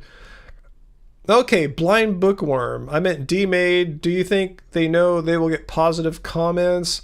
Let me see if I can find what you said above. Having trouble finding your comments here. Maybe because I'm sick and my brain is just like kind of doing a vegan deterioration as vegan brains are. They're just kind of in a brain fog. So I just have a cold and my brain's not doing great. I notice it when I play chess, though I'm making way more mistakes than normal. Okay, but blind book or wants to know like these. Thanks for the tip. I'm no longer vegan people. Do they know they're going to get? Do they think they'll get positive comments?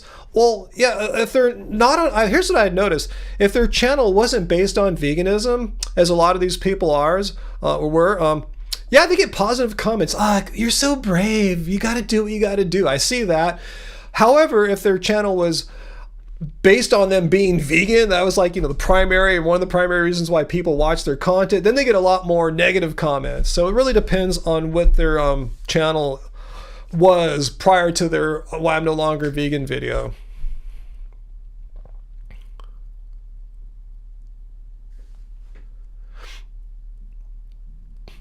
Yeah, Fu, yeah, and Sarah, yeah, we don't know if he was dying, but he really made it sound like he was really obese. I forgot what he said he weighed, like 300-400 pounds.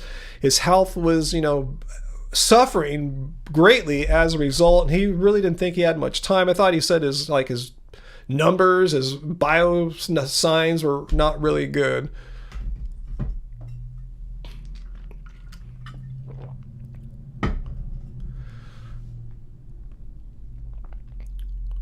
So anyway, yeah, hope Bill come to us.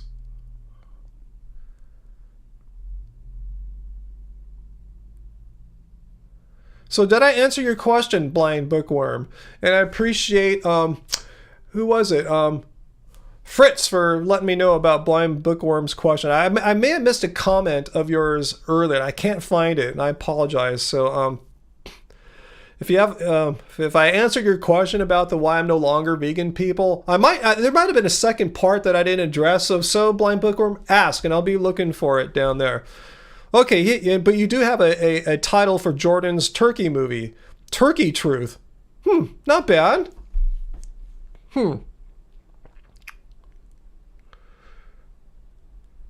Yeah, I'm kind of having a mind blank right now.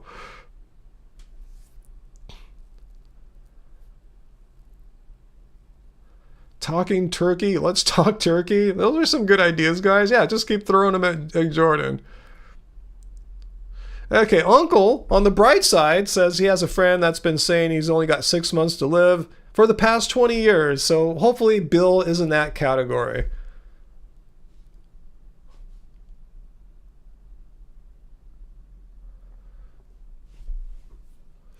Yeah, Milo, as far as I know, Buddha, here's what I understand, Milo. I'm not a great expert on all the history of Buddha, but yeah, he preached compassion for all sentient beings.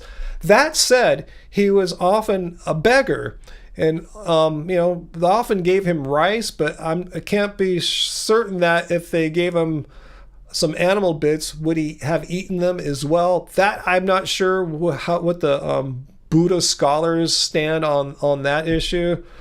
But yeah, he might have had some meat, but it was not like the thing he was advocating for, just because someone gave it to him because he was begging. Okay, you guys found Bill's channel, Madness 1961, and no email listed though. Thanks for checking that, Navi. I didn't think to sleuth it there. Okay, did answer your question, Blind Bookworm. All right, cool. I wasn't sure. Why would Buddha be obese, Bob? He was a beggar. No, I mean, there's some Asian statues of a good luck god that often non-Asians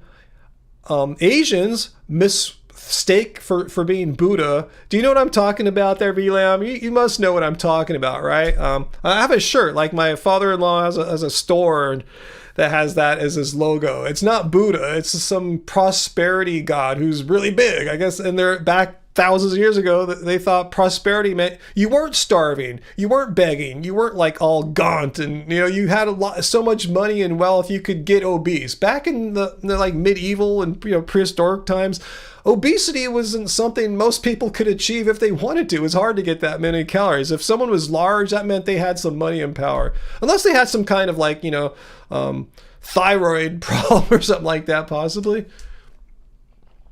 Oh, okay, thanks, Jordan. Let me check my DMs really quickly here. Can't imagine. Let's see.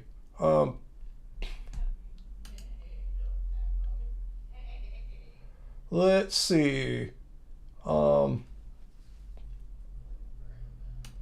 Let's see. I'm not sure where your messages pop up here. Okay, 1 minute ago. Let's see. Okay. Thanks for the tip. Oh, thanks for the tip too. Okay, you're telling me you're making the documentary on the turkey industry? No, please. Okay, thanks, Jordan. I will see what I can do, a little research and make you a little clip to contribute to your documentary. It'd be an honor and pleasure to do that, Jordan. Thanks for thinking about us.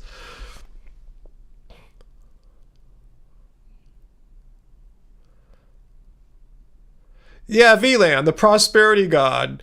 The one with the huge beer belly. Exactly. That is not Buddha. But of course, Bob, like many Westerners, mistakes that figure as being Buddha.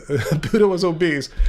Yeah. He said, wasn't Buddha obese? Are you going kidding? He was a beggar. Anyway. Yeah, Mark, that's how I understand it too, Mark, with my limited understanding of the history of Buddha. But I think this is accurate that you say that Buddha did accept a minimum of animal products, being he was a beggar, but was mostly vegetarian or vegan. He was doing it for compassion for sentient beings. So he wasn't doing it for health or environmental reasons. That's why I say it was an early example of a vegan sentiment, having actual compassion for these living sentient beings and not wanting to harm them. I guess if anything, it goes back to what we were talking about a few weeks ago. It's kind of like freeganism. I guess that's kind of what Buddha sort of was. Anyway, all right, Fu Man Poo, you going to sleep? Turn off your mind. We'll be safe. We'll fight evil. Veggie Machine, 7 years vegan this month. Awesome. And Dr. Bear, I was just thinking about you. How's it going, Dr. Bear? Yeah, I'm feeling a little better. Still not fully recovered. I didn't go to the gym today or Tuesday. Still feeling a little sick. Haven't been exercising either, other than walking, just trying to do some stuff with my bod. But Yeah, still not quite there yet. That's why I didn't make a vid this week besides this live stream. What's that, Navya? In Buddhism, the god is considered a disciple of the Buddha and he may also be known as, oh, because that you're talking about that prosperity god guy? Okay. Inari Daimyojin? I didn't know what his name was. I saw VLAM showed his name in Chinese characters. I wonder if that's the same reference. All right, Jordan. Well, good to see you. I'm glad you came and shared what was happening with you as far as your documentary that you're working on and about the loss of your favorite chicken at your rescue. And again, I feel so sorry for you. And if I give you a big hug of compassion, I'm going to do that right now for you, Jordan. All right. Thanks for coming, Jordan.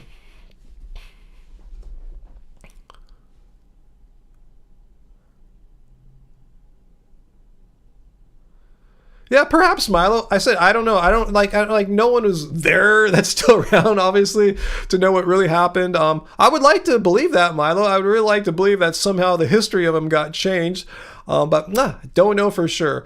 But we do know for an absolute fact that he preached compassion for all sentient beings, which is a vegan concept, a vegan sentiment. So I'll give him vegan kudos for that. All right, Don Jackson. Thanks for the super chat tip, Don. For many, turkey is a healthy meat, but for the turkeys that are raised at a living hell. No heaven for the turkeys. The turkey pain from the turkey eyes. Yeah, absolutely. Yeah. People are thinking so selfishly about themselves. Ooh, instead of eating dead cows, I'm going to eat dead turkeys. So it's healthier, you know? But yeah, how about the health of the turkey that you just killed to try an attempt to be healthier? I mean, if you, if you can gain health, you can eat healthier foods and not have to kill animals in the process, right? Just don't eat the meat. Instead of eating the meat, you can have more plants instead. So yeah, people just have come up with these wacky, what they think are intuitive ideas on how they should eat. Oh, I'm going to be healthier if I eat whatever, X animal, when you just don't eat the animal. There's nothing in part of being healthy that requires animal eating. That's what I'm trying to get at in a long-winded way. But thanks for that super chat tip there, John. I agree.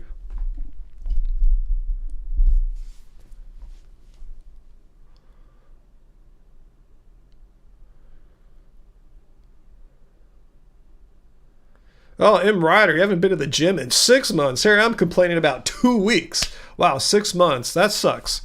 Because of an injury. It's because you're vegan, right? You know, if you weren't vegan, you wouldn't have got that injury, or you've recovered super quickly. And me, if I wasn't vegan, I wouldn't have got a cold, or it would have gone away in a couple days, because that's how it happens for non-vegans. Oh, burped. Veganism debunked. Dr. Bear, sorry that you had a bad day today, a difficult day. But it is nice to be here with you all, and I agree. I've had a kind of rough week, just being just a bummed, cold guy with a cold, just kind of waiting for it to go away. I know, what was me, right? I'm not complaining, but I just haven't been that excited for the past few days. But I'm happy to see you guys, and that we're not bitching about the presidents and all that stuff anymore, as Bob tried to pull us into earlier. Anyway, okay, Sarah, you're heading to the coast all of next week. Home Friday night. Sure, if you'll be back in time for the stream. We'll see.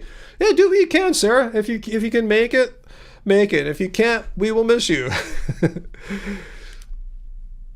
That's cool. You can do some traveling to the coast, because I know you're inland and you love the coast. You love the overcast. So you should be in your bliss, hopefully.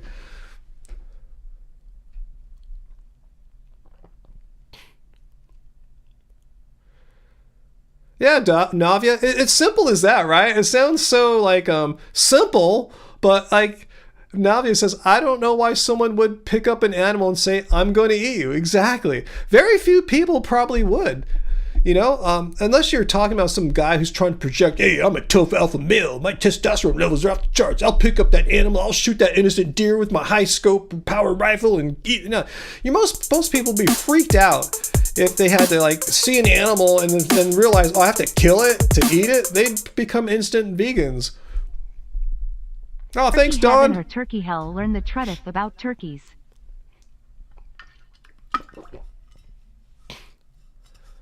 Oh, those are some ideas for Jordan. I think Jordan may have left. That's a good one. Turkey heaven or turkey hell. Learn the truth about turkeys.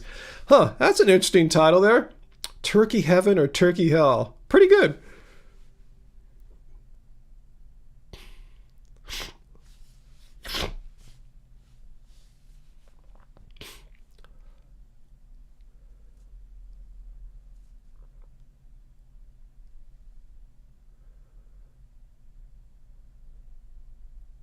Let's see, what are you guys chatting about here? Yeah, Uncle, I would get our cookbooks too. I'm a little biased, but I think they're not too shabby. All right, let's go on. Any questions? Okay, Uncle's talking about. Angie sent me a link. Hang on one sec. Let me see what she sent me. It's probably about that Buddha. That's not a Buddha.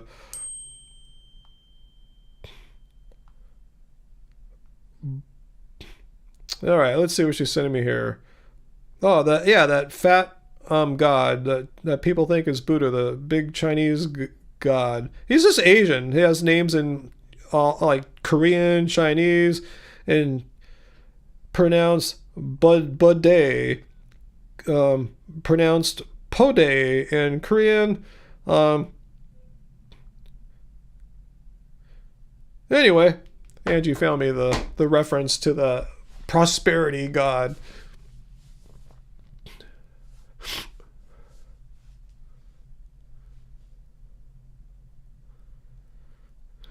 Uh-oh, Mark, you've been in physical therapy and you told your therapist about your vegan lifestyle, and she asked the question, well, how do you get your protein? I almost hauled it out. You should say, I don't know. Isn't it amazing? It's like some kind of miracle of God that I'm eating all these proteinless plants, and yet here I am, still alive. I'm coherent. I'm recovering and healing. I don't know. Science should study my body because, I'm defying physics and biology here.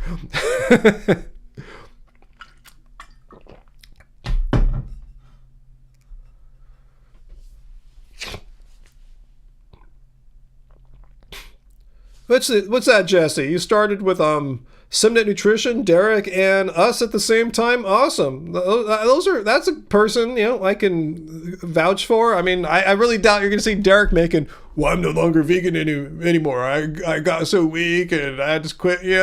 So yeah, good people there. And I like how he's just like a nice, non-judgmental, chill guy, kind of like myself.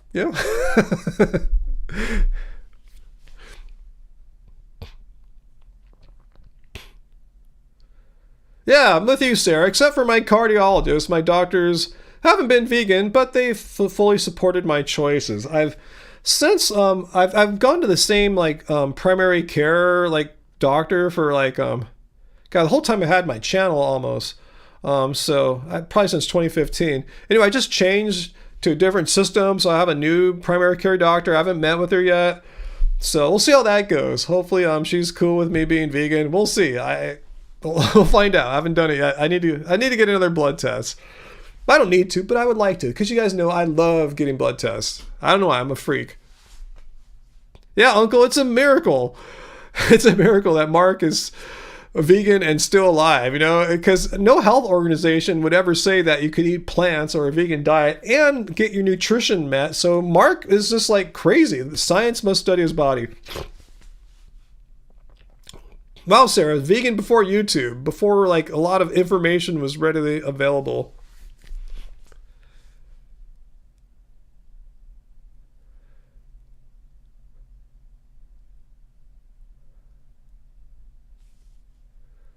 Yeah, Buddhism, started in India. That's where historical Gautama Buddha is from, and his followers spread Buddhism all throughout the Orient, all throughout Asia.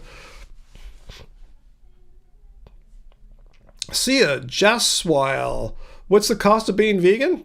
As much or as little as you want. I mean, that's such a vague question.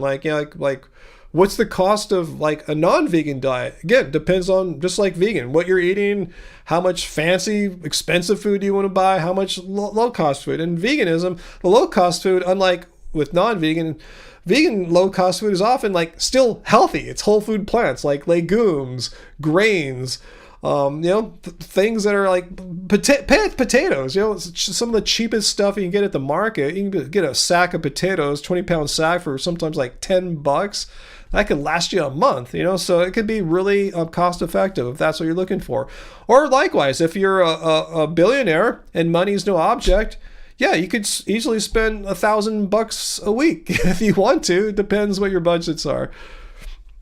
Produce. Do I ever go to a Buddhist temple? Yes, I haven't been in a bit, but we made some videos in our early days showing a Buddhist temple that I've been to dozens and dozens of times in my life. That said, when I go to Buddhist temples, I always feel like an outsider because I don't align myself with, I'm not a member or anything like that. I go there and I see the Buddhist statues, and that's Buddha. Let's respect Buddha, but I don't need like a religious community, I guess, for lack of a better word, an organized system to experience Buddhism. Because when you get down to it, Buddha didn't have that. He didn't have Buddhist temples. He didn't have Buddhist teachers and a Buddhist church and all this Buddhist ritual stuff. He was a man, and he did it on his own. So I'm kind of like that, sort of. I'm not saying I'm as enlightened or great as Buddha. I'm just saying you don't need to have a ritualistic system to be spiritual or religious. You can if you want. I'm not knocking that. It's totally cool. I'm an introvert. I don't need that. But I like it when I go. I don't feel bummed when I'm at a Buddhist temple and I see some awesome Buddha statues and Bodhisattva halls. I'm stoked. I feel really happy.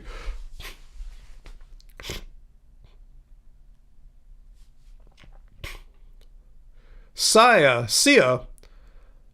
why is vegetarian more suitable? What is unsuitable about veganism? Why do you feel like you have to have dairy in order to live or something like that? Like, what do you mean by suitable? I'm not quite sure how eating dairy makes life livable or something. Like, please explain. I don't understand.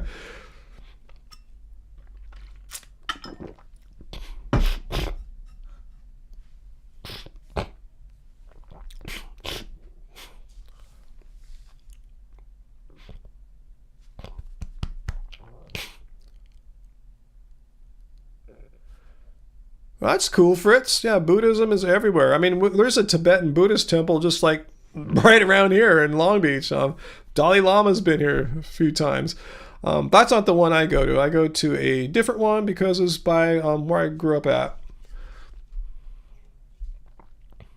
Yeah, VLAN, what's so special about cow's milk and chicken eggs? How come you feel like that is more suitable? I think that was your word. That's more suitable than not having cow's milk and eggs. Yeah, I'm like Sarah. I'm with Sarah here. I eat a balanced vegan diet. How is that not suitable, Sia? I'm not sure. I'm not here to pick on you. I just thought you kind of maybe did an unintentional poop on veganism, saying it's not as suitable as vegetarianism, and I just kind of have to call you out a little bit on that because I don't understand.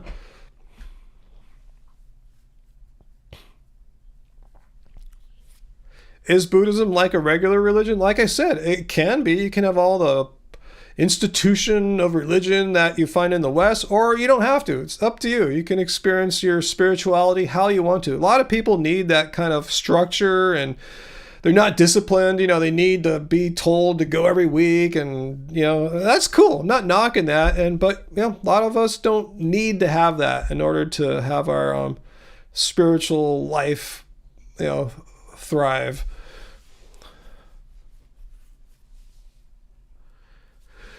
Hi, Metalhead. There's a Buddhist temple in Columbus, Ohio with a vegan grocery store in their basement. Awesome. Yeah, ours used to have a vegetarian restaurant. That's what they called it, but when I checked it out, I didn't see any dairy or eggs or anything, so it seemed like a vegan restaurant. So that's one great thing about Buddhism. Its connection to eating, at least meatless. Are there fundamentalist Buddhists similar to fundamentalist Christians? I don't know. I've no clue. I've not met one in my life. There could be, I suppose. I'm not sure how they would be fundamentalists, like they really stick to the teachings of Buddha. I mean, that's cool. I don't remember Buddha saying anything all that radical. Yeah, thanks, Sarah. You can still tell I'm a little sick still. Should I visit my mom tomorrow? What would you do, Sarah? Honestly, I want to get your 2 cents, Sarah, since you visit your dad so often. What would you do if you were me? You can still tell I'm a little sick. Should I be safe and just not go so I don't infect her? Because like you said, who knows? Maybe I've COVID. I really doubt it. Seems like a regular cold, but, you know, I don't want to get my mom sick. Sia, our bodies have different requirements, you think? What do you mean by requirements? Like nutritional requirements? Like your body is special compared to mine or something? Because I'm not sick. I'm not like dying from like a nutritional deficiency or I don't have a disease due to a nutritional deficiency. I think you're just giving us some kind of opinion there. Yikes. That was Jordan's message there. Nothing, hope there's nothing there. No, I don't see any private info. Good. Let's see. What is veganism? No, that's what I'm looking for. I'm looking for... Here's what I'm looking for. Sia, this is for you. I could give you my opinion that vegan diets are nutritionally adequate, but who am I to give an opinion on that? I'm just a music producer. I'm not a medical doctor. I'm not a nutritionist. I'm not a dietitian. I don't have a PhD in biochemistry, but these people do here. Dietitians of Canada, British National Health Service, British Nutrition Foundation, so on and so forth. And there's a consensus, meaning an agreement as far as if you eat only plants, is that enough? Is there enough nutrition? Is it nutritionally adequate? Yeah, a well-planned vegan diet can meet all these nutritional needs. It's safe and healthy for pregnant and breastfeeding women, babies, children, teens, and seniors. That's everyone there. British National Health Service, yeah, with good planning and an understanding of what makes up a healthy, balanced vegan diet, you can get all of the nutrients your body needs. I mean, so I'm not sure where you're getting this idea that you are different. What these people are saying about all people in all stages of life, from infancy to old age, including athletes, how, Sia, is that your name? How you are different? You buck the trend. There's something really weird about your body or something like that. Could you enlighten us why what the general scientific consensus is on the nutritional adequacy of a fully plant diet doesn't apply to you? I'm just curious. If you have some weird disease or something, let us know. I'm not here to make fun of you or anything like that. I'm just kind of doubting your excuse here.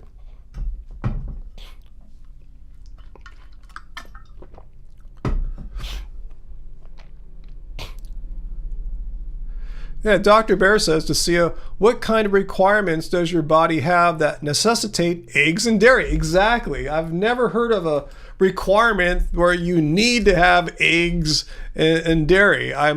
If Sia wants to tell us what this requirement is, I'm all ears. I'm open to learn something new. I don't profess to know everything, especially when it comes to science and medicines. I'm just a humble music and video producer. So let us know if you want to drop some new knowledge on us.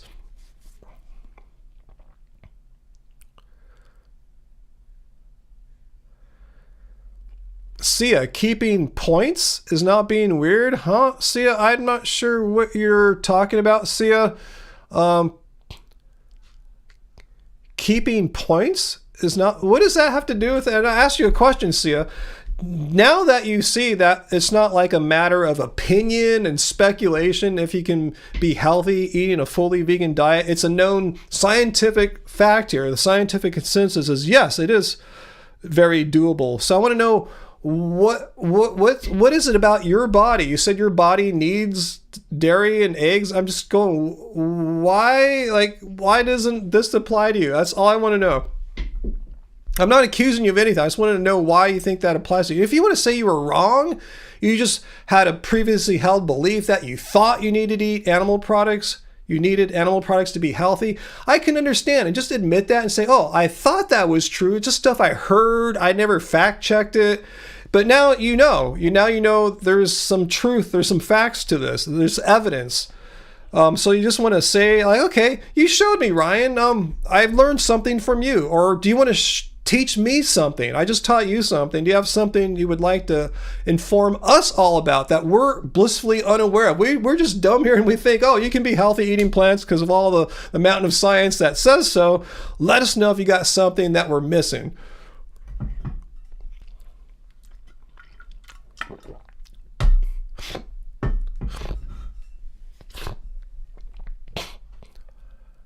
VLAM says, I used to think we needed to eat eggs to be healthy, not because of knowledge, because the Chinese word for protein is literally egg white substance. You were so wrong.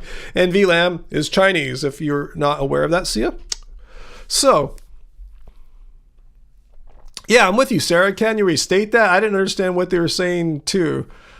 Again, I'm not here to ridicule you, Sia. I'm just, I'm just being really forceful in my evidence here, and I would like you just to let me know how this doesn't apply to you. What nutritional need do you have that's really bizarre? Not bizarre, just not like rare.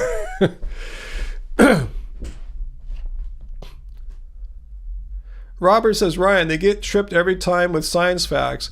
Sia doesn't even have to present a science fact.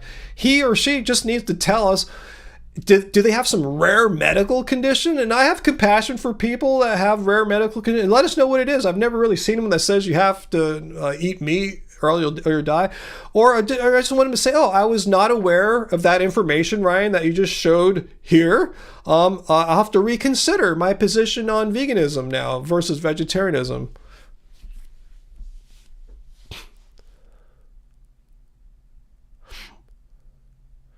I guess we scared you away, Sia, and I apologize. I can be a little forceful sometimes, but I try to still be open to conversation, and I hope my perceived aggression didn't scare you away. It's not my policy to be like, hey, I'm some tough alpha male, I'm gonna beat you up or something like that. It's not my thing.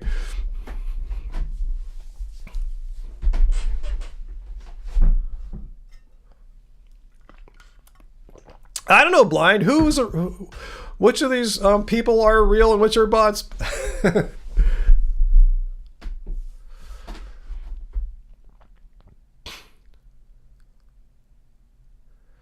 Okay, Sia is back. Okay, science is not about sticking to one's principle. I think it's all about perspective. Hey, no problem. Nice that you interacted. Cool. Okay, thanks. I'm glad you're not mad at me. I'm not sure what science is not about sticking to one's principle. I think it's all about perspective. Well, again, if you have a perspective that I'm not understanding, please let me know what it is. Because you said you think your body is different. I should have put your words up here. I usually paste people's words on the screen so you can be held accountable for what you said and not try to wiggle out of it. But I'm going, how does this not apply to you? This is a scientific consensus that researchers and experts in the field have reached after having reviewed the literature on vegan diets and nutrition. So I just want to know, why do you think you need to eat cheese and eggs in order to not die or something? I mean, I haven't had any in 13 and a half years, and I'm still here, not dead yet. Good health, good blood tests. I have a cold, but that's not really related. Yeah, Dr. Bear, yeah, calling out Sia. You still haven't provided evidence, though, that anyone needs to eat eggs and dairy to be healthy. When you don't provide any evidence, don't be surprised when they're unconvinced. Exactly. Dr. Bear just kind of summarized there. Thank you, Dr. Bear, how we operate here. If we provide evidence, you got to provide some counter evidence, or else just admit, hey, just be honest. As Dr. Bear is saying, if you don't have any evidence, we're not going to be convinced. So just be honest. Say, I don't really have any evidence. It was just a belief that I had. And we want to distinguish belief from some kind of actual evidence, because we're evidence-based here. We separate beliefs and speculation from things that are known. just let us know, hey, you were just under a misunderstanding, and it's cool, just let us know that, and now you know what the where the facts lie.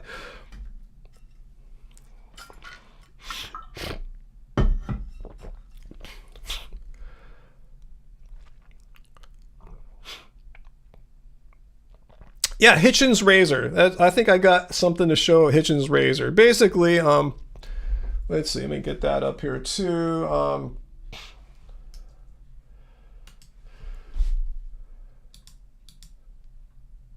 Yeah, basically, what can be asserted without evidence can be also just dismissed without evidence. If you're just going to say something without showing any support, any evidence for your claim, I'm under no onus to provide evidence to weaken your position because you haven't really established your position.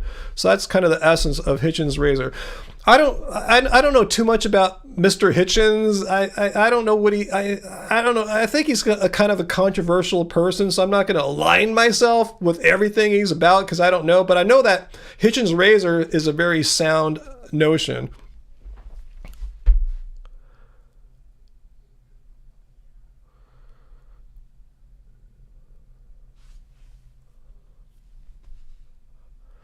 Bob, of course, science is merely a method, totally open to corruption and mistakes. So yeah, Bob, yeah, let's not trust science. Instead, well, first of all, you haven't proven that. What can be asserted without evidence can be dismissed without evidence, so we don't have to actually entertain your assertion there whatsoever. But furthermore, science actually is rigorous. Peer review. These positions are based upon published, peer-reviewed studies. Here's the thing. What do you want to give weight to? Things that are actually reviewed by professionals, published, or some guy taking his shirt off in front of Chick-fil-A complaining about how seed oils are killing everyone and plants are trying to destroy you, and has no evidence to support their claims. I'd rather go with the evidence-based stuff, but Bob, if you feel more comfortable listening to the shirtless guy in front of Chick-fil-A ranting about seed oils and how plants are trying to kill us, that's your prerogative to ignore evidence, to ignore evidence-based information. If you want to believe conspiracy, wacko stuff, it's a free country still. Despite the person you're trying to get elected, it's still a free country. And if you want to believe nonsense, you're very free to believe in conspiracy versus evidence.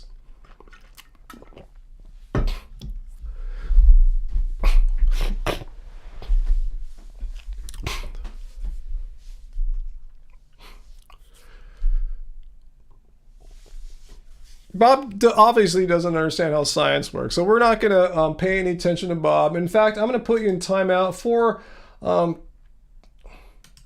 have to say what, but just for saying science is bogus. You're trying to make an equivalence between basically the positions that are reached through experts trained in their respective fields on nutrition, biochemistry, dietetics, reviewing the published research and saying, well, it's open to corruption and blah, blah, blah. Might as well listen to some guy ranting in front of a Chick-fil-A about seed oils. You're trying to make them both seem dubious. No, one's way more flaky. One is way more trustworthy. This is an evidence-based information channel. If you don't like that, you can watch some other people, Bob, but I'm putting you in timeout because you're trying to speak about the two as both. Well, neither are perfect. You're doing an appeal to futility. Science isn't perfect. It's open to mistake or whatever error. It can be. Science isn't a perfect tool, but it's better than a shirtless guy in front of Chick-fil-A ranting about seed oils with no evidence. So anyway, yeah, Bob has a record for timeouts, huh? All right, Veggie Machine, well, I'm glad you got to hang with us. Let's see, Carrie, question. Sorry if this has been already covered. No, it hasn't. What is the healthier plant milk to have with coffee? You're switching between soy and oat. I actually have no idea. Do you guys know? I don't think it really matters that much. I mean, there's just probably minimal differences. I mean, the most important thing is to not have animal dairy in there with all the cruelty for one, but as far as health goes, all the not healthy stuff found in dairy. So as far as the plant milks, I don't think they're nutritionally packed or anything like that. So I don't think it's gonna. I think the differences are negligible as far as I understand. If anyone knows better, please let us know. Jonah says Bob Hill is just a full-time anti-vegan troll. They're all over numerous vegan channels, just wasting vegans' time and frustrating them. Well, I don't have to get frustrated anymore. I just keep timing him out. And if he pisses me off too much, I'll block his ass.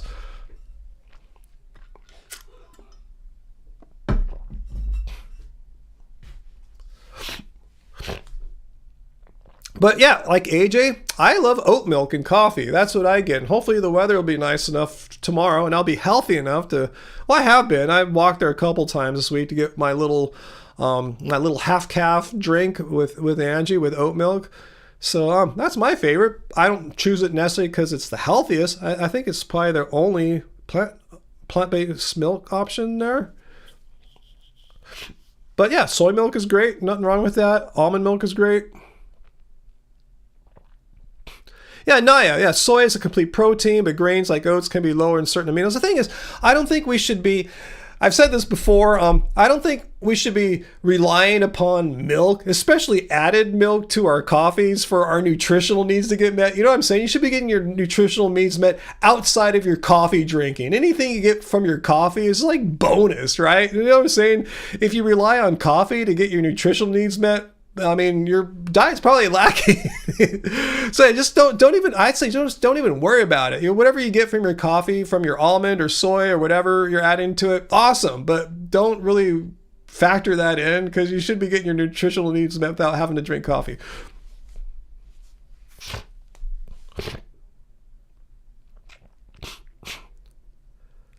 Oh, is Sia back, Dr. Bear? I didn't see Sia come back. So you're telling Sia you still haven't provided any evidence that your or anyone's body needs eggs and dairy, though. Please provide evidence. Just don't say different needs, though. That's how this whole thing started, Dr. Bear, by saying different needs. Like, what do you mean needs? Like, needs is a version of the verb to need, necessary. That whole family of words there. Needs, like you need something, like you need oxygen or else you'll die. You know what I'm saying? So he's making it sound like there's something in eggs that he or she needs or else he or she will perish. Like we still haven't established what's missing in a plant-based diet that he or she has to have dairy or he or she will die. Sarah, you don't use any plant milk in your home really, unless you make some muffins every couple months. Oh, you probably don't have, like what I do. I often make like little oat snacks, like an oat meal. I'll put some milk in it, or muesli. It's just some like Bob's Red Mill muesli. Pour it in a little bowl, add some milk to it. Don't have to cook it or anything. It's like a cereal. So yeah, I'm adding milks to little oat-like dishes all the time. And sometimes I'll just get a little vegan cereal and add some milk to it. So that's really what I use my plant milks around the house for. Cereal type things, oatmeal.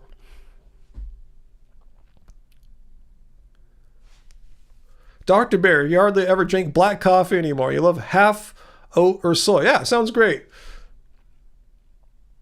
Your bestie, Sarah, makes single ingredient oat milk. Been doing it for 15 years. Awesome. I see Robert is also calling Sia out on Sia. That's vague. Yeah, we need some specifics, Sia. And again, we're not bagging on you or anything like that. Or we are bagging on you for not providing any evidence that the human body or even your body requires dairy or else you will die. So, you just might want to give up on that angle because it's not really, you're not going to really find anything there unless you have some weird disease where you have to drink milk or something like that. And I've never heard of such a disease. Yes, I am bucking the California trend of soy latte. No, I'm going to, I tell you, oat latte is the shit. Sorry about my nose, guys. If I'm grossing you out, I don't mean to. I want to be healthy again. I'm not a happy, healthy vegan right now. I'm a vegan with a cold, and I'm kind of bummed about it too. So,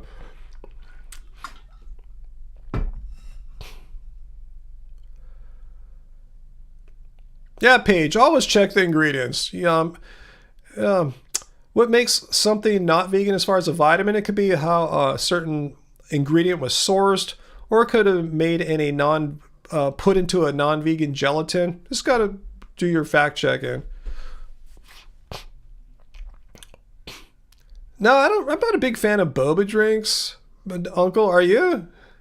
I mean, I don't hate them or anything. It's not. I don't really go out. Hey, I'm gonna get a boba drink today. That just doesn't happen. Yeah, I'm with Sarah. I stay away from coconut-based products. Like coconut water is okay, but I don't really buy that. But yeah, other like fatty coconut things, yeah, spikes LDL cholesterol, which raises your thickens your arteries, raises your risk of heart disease. So yeah. Okay, Fritz, I'm glad I didn't gross you off here.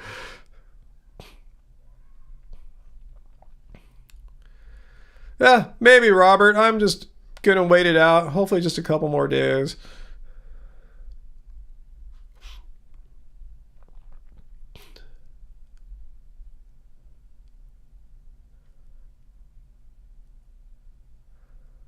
A golden latte, huh? I can't call myself Asian if I don't like boba tea. I'm not a really big fan of tea, to be honest with you. I don't hate tea. The only time I really drink tea is when I go to an Asian restaurant and they serve tea. I'll drink tea then. I think that's cool. But yeah, I'm not a big tea person. So I guess that's why I'm not a big boba person either. I mean, I think it's cool. I like the Asian-ness of boba, but I'm not really, a boba fan. Not a hater though.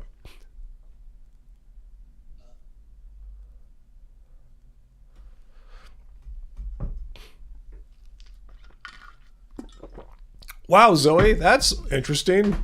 Someone does actually have a disease like that, huh?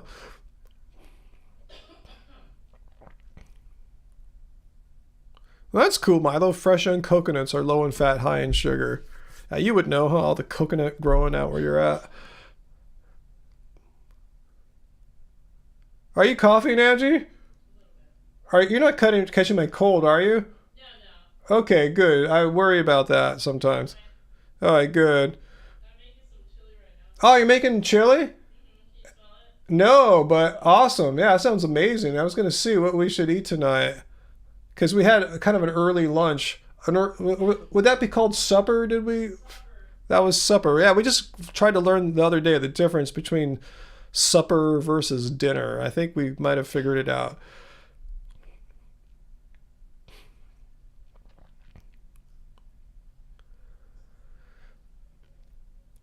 So has Sia left us completely? If you're still with us, Sia, if you have anything you want to add to our conversation here. If not, thanks for coming. It's all good. No hard feelings.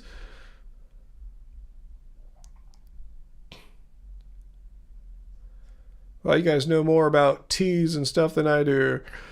Weird drinks. Wow, AJ, your friend who has lupus claims her body rejects vegetables? Wow.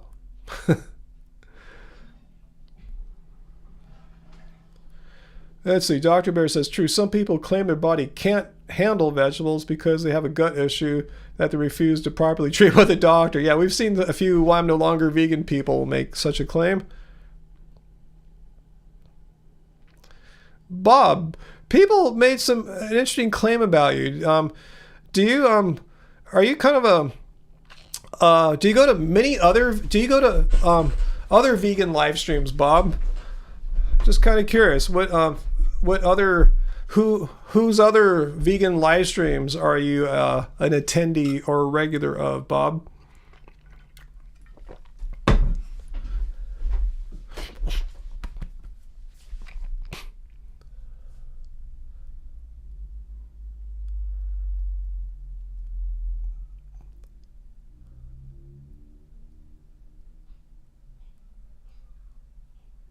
Oh, you're not a regular on any other live stream? I thought someone said they saw you on other vegan channels. Maybe it was not their live streams. Maybe just comments on their non-live stream content.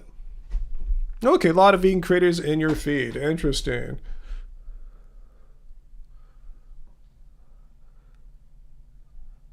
And are they all a bunch of left-wing liberal wackos like me? Naya says, I've seen Bob on a few chats, because I thought a few of you said that they've seen Bob on other live stream chats.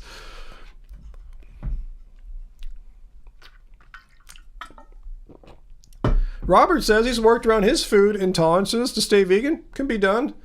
Yeah.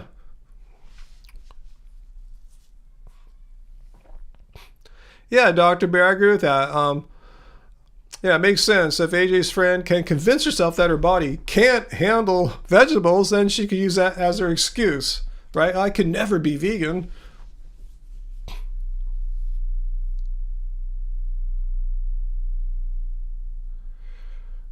Carnism debunk claims to be independent or whatever. That's what I claim too, but how come you believe that person and you don't believe me? I tell you, I'm completely independent. I don't really care. I don't look at the platform of the Democratic Party and go, oh, yes, I will do that. Ooh, yes, that sounds good. Ooh, I agree with that. You know, I'm an independent thinker. It just so happens that I don't see too much coming from the right these days that I go, oh yeah, that totally resonates with me. That makes so much sense. Yeah. Banning books sounds so amazing. Banning books about farting leprechauns. Yes, that totally makes total sense to me. Yeah, stuff like that, you know. Yeah, making life harder for transgender people. Yeah, totally down with that. You know, I'm saying I don't think that makes me necessarily leftist. Just makes me not really be in accordance with too much from your preferred party, and I don't think that is makes me one party. It just makes me an independent thinker.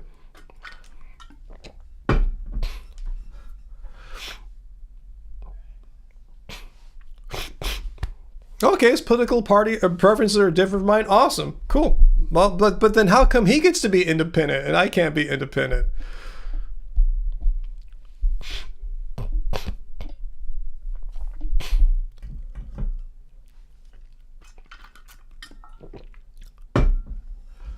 Oh man, I should have done that. I should have opened up politics into it. But I'm just kind of curious what it'll say. Then we'll move on.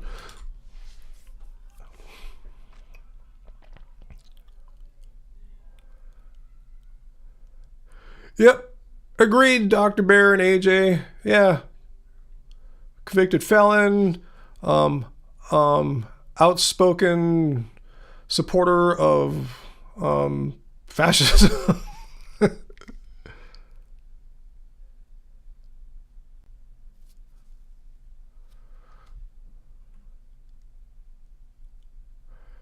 Yeah, maybe so, Sarah. You're seeing my deep mind here. I'm playing chess while Bob is playing checkers.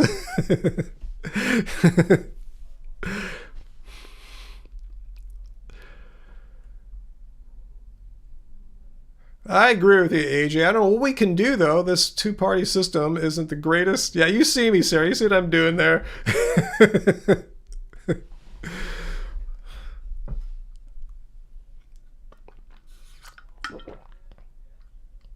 Drinking lots of water as always, though, guys. That's not changing. I just feel a little more mellow. There's a little less energy. I'm glad. I was thinking about going to the gym today, but not play basketball. Go on the court and shoot like I did when I had my sprained foot, you know. But I'm glad I didn't. I feel my energy would have been even way less because this is even like I'm feeling like I did a lot today and I didn't. I just kind of sat around and did some minor work.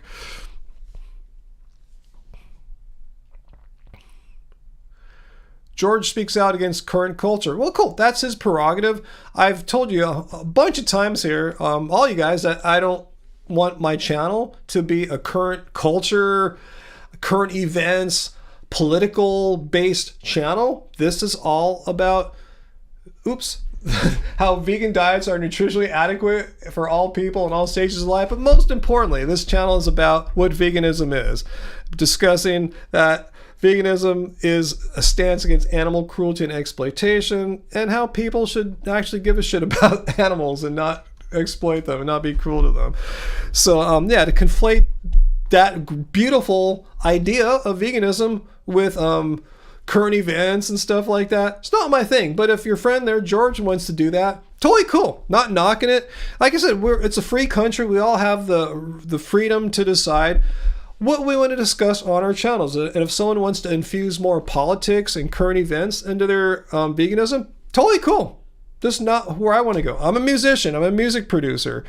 I'm not a political analyst or something like that. So yeah, that's how I roll.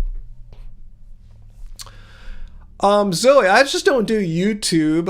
I don't have a day job. It's not like like either or something like that. You know, like I said, I'm a music producer. I spend a lot of my days working on music related stuff, either directly like making a song, producing songs, mixing songs for other people sometimes, working on the business side of the music quite often.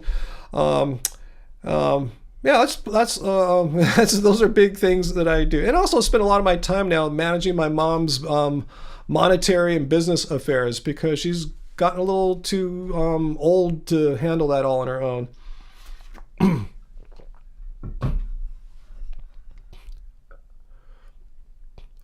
Yeah, but yeah, you got it. Yeah, Sarah. Yeah, you know what I'm doing.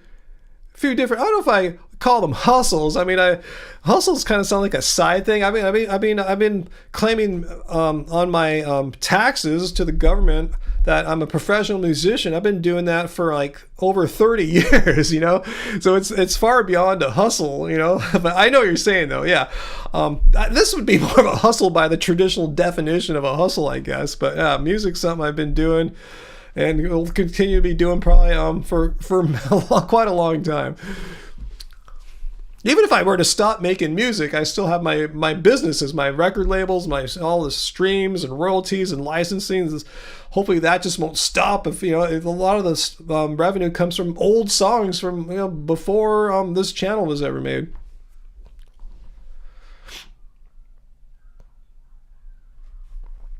That's a good way to describe it, Milo. Instead of making this channel all political and current events and shocking and divisive, yeah, it's about animal love and self-love. I like that, Milo. Thank you. Much gratitude for summing up what I'm trying to get across here. Thank you. Appreciate that.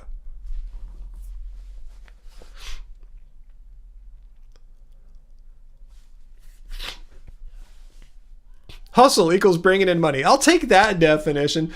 I kind of see it has a slightly different connotation. Yeah, that's the goal of a hustle. You're absolutely right, sir, is to bring in money. But it kind of makes it sound like it's something that you're not like totally committed to. That's why it's a hustle. It's like something you're just kind of doing on the side. May not even be something you like ooh, on the side, I sell watches or something like that. Or I sell flasks, some kind of weird hustle like that. You know what I'm saying? For me, music's like, super important to me.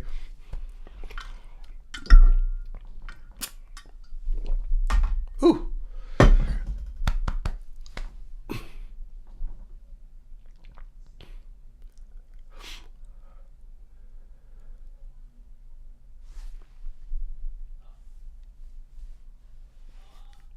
All right. I felt like I was going to sneeze there for a second.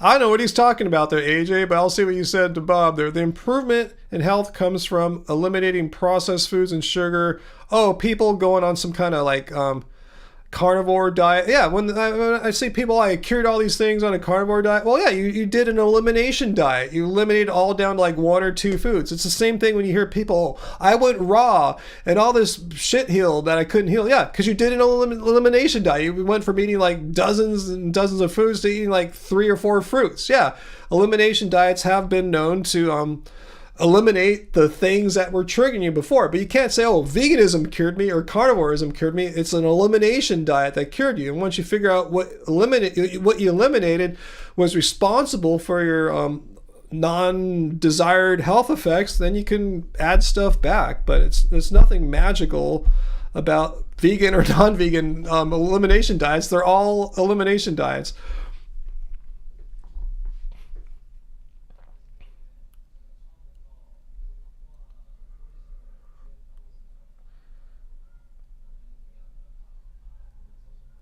Produce not pills. Do me and Angie hold hands? Yeah, we hold hands all the time, for sure. Yeah, when we walk around, we walk to coffee, we hold hands.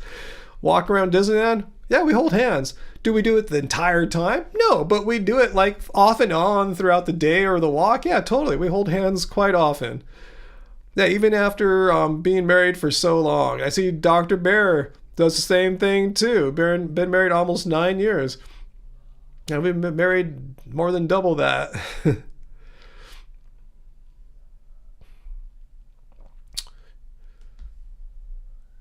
Yeah, she's my wife. I love her. She's cool.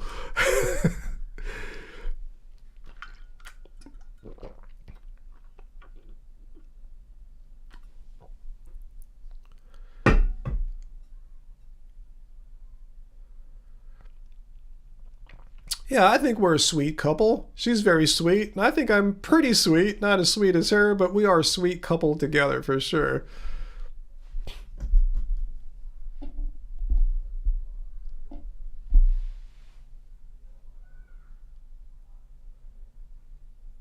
Yeah, there's some good advice for Paige, who seems like bewildered over all the different kinds of fatty acids and stuff. And yeah, I mean, if you really want to, you could consult some kind of dietitian or nutritionist. But at the same time, what AJ's saying to you there is quite true. Eating a wide variety of plants, that's pretty much what all these health organizations are saying. Yeah. Worry about eating a variety of plants. Not so much about the supplements. Yeah, B12. Yeah, for sure. Most people, vegan or not, should be taking B12. Yeah, and yeah, get your blood tested. See how you're doing.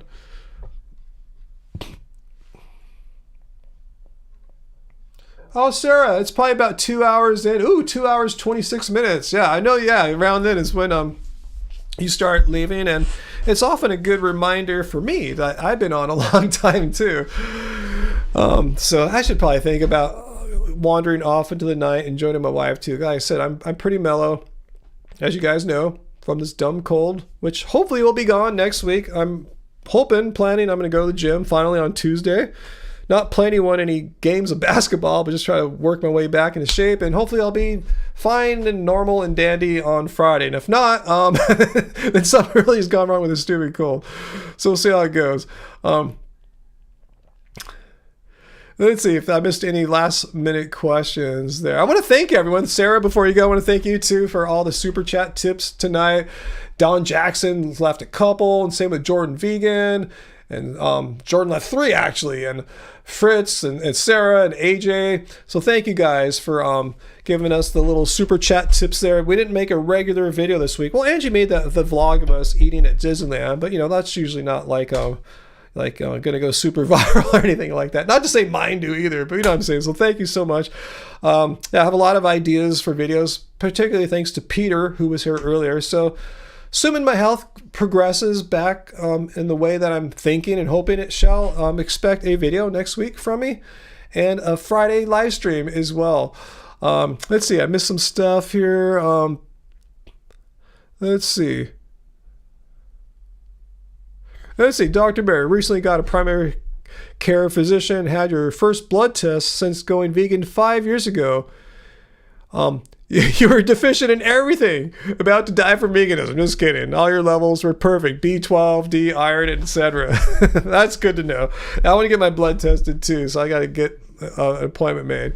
So thanks everyone for the well wishes. Thanks, Dr. Bear. Thank you all.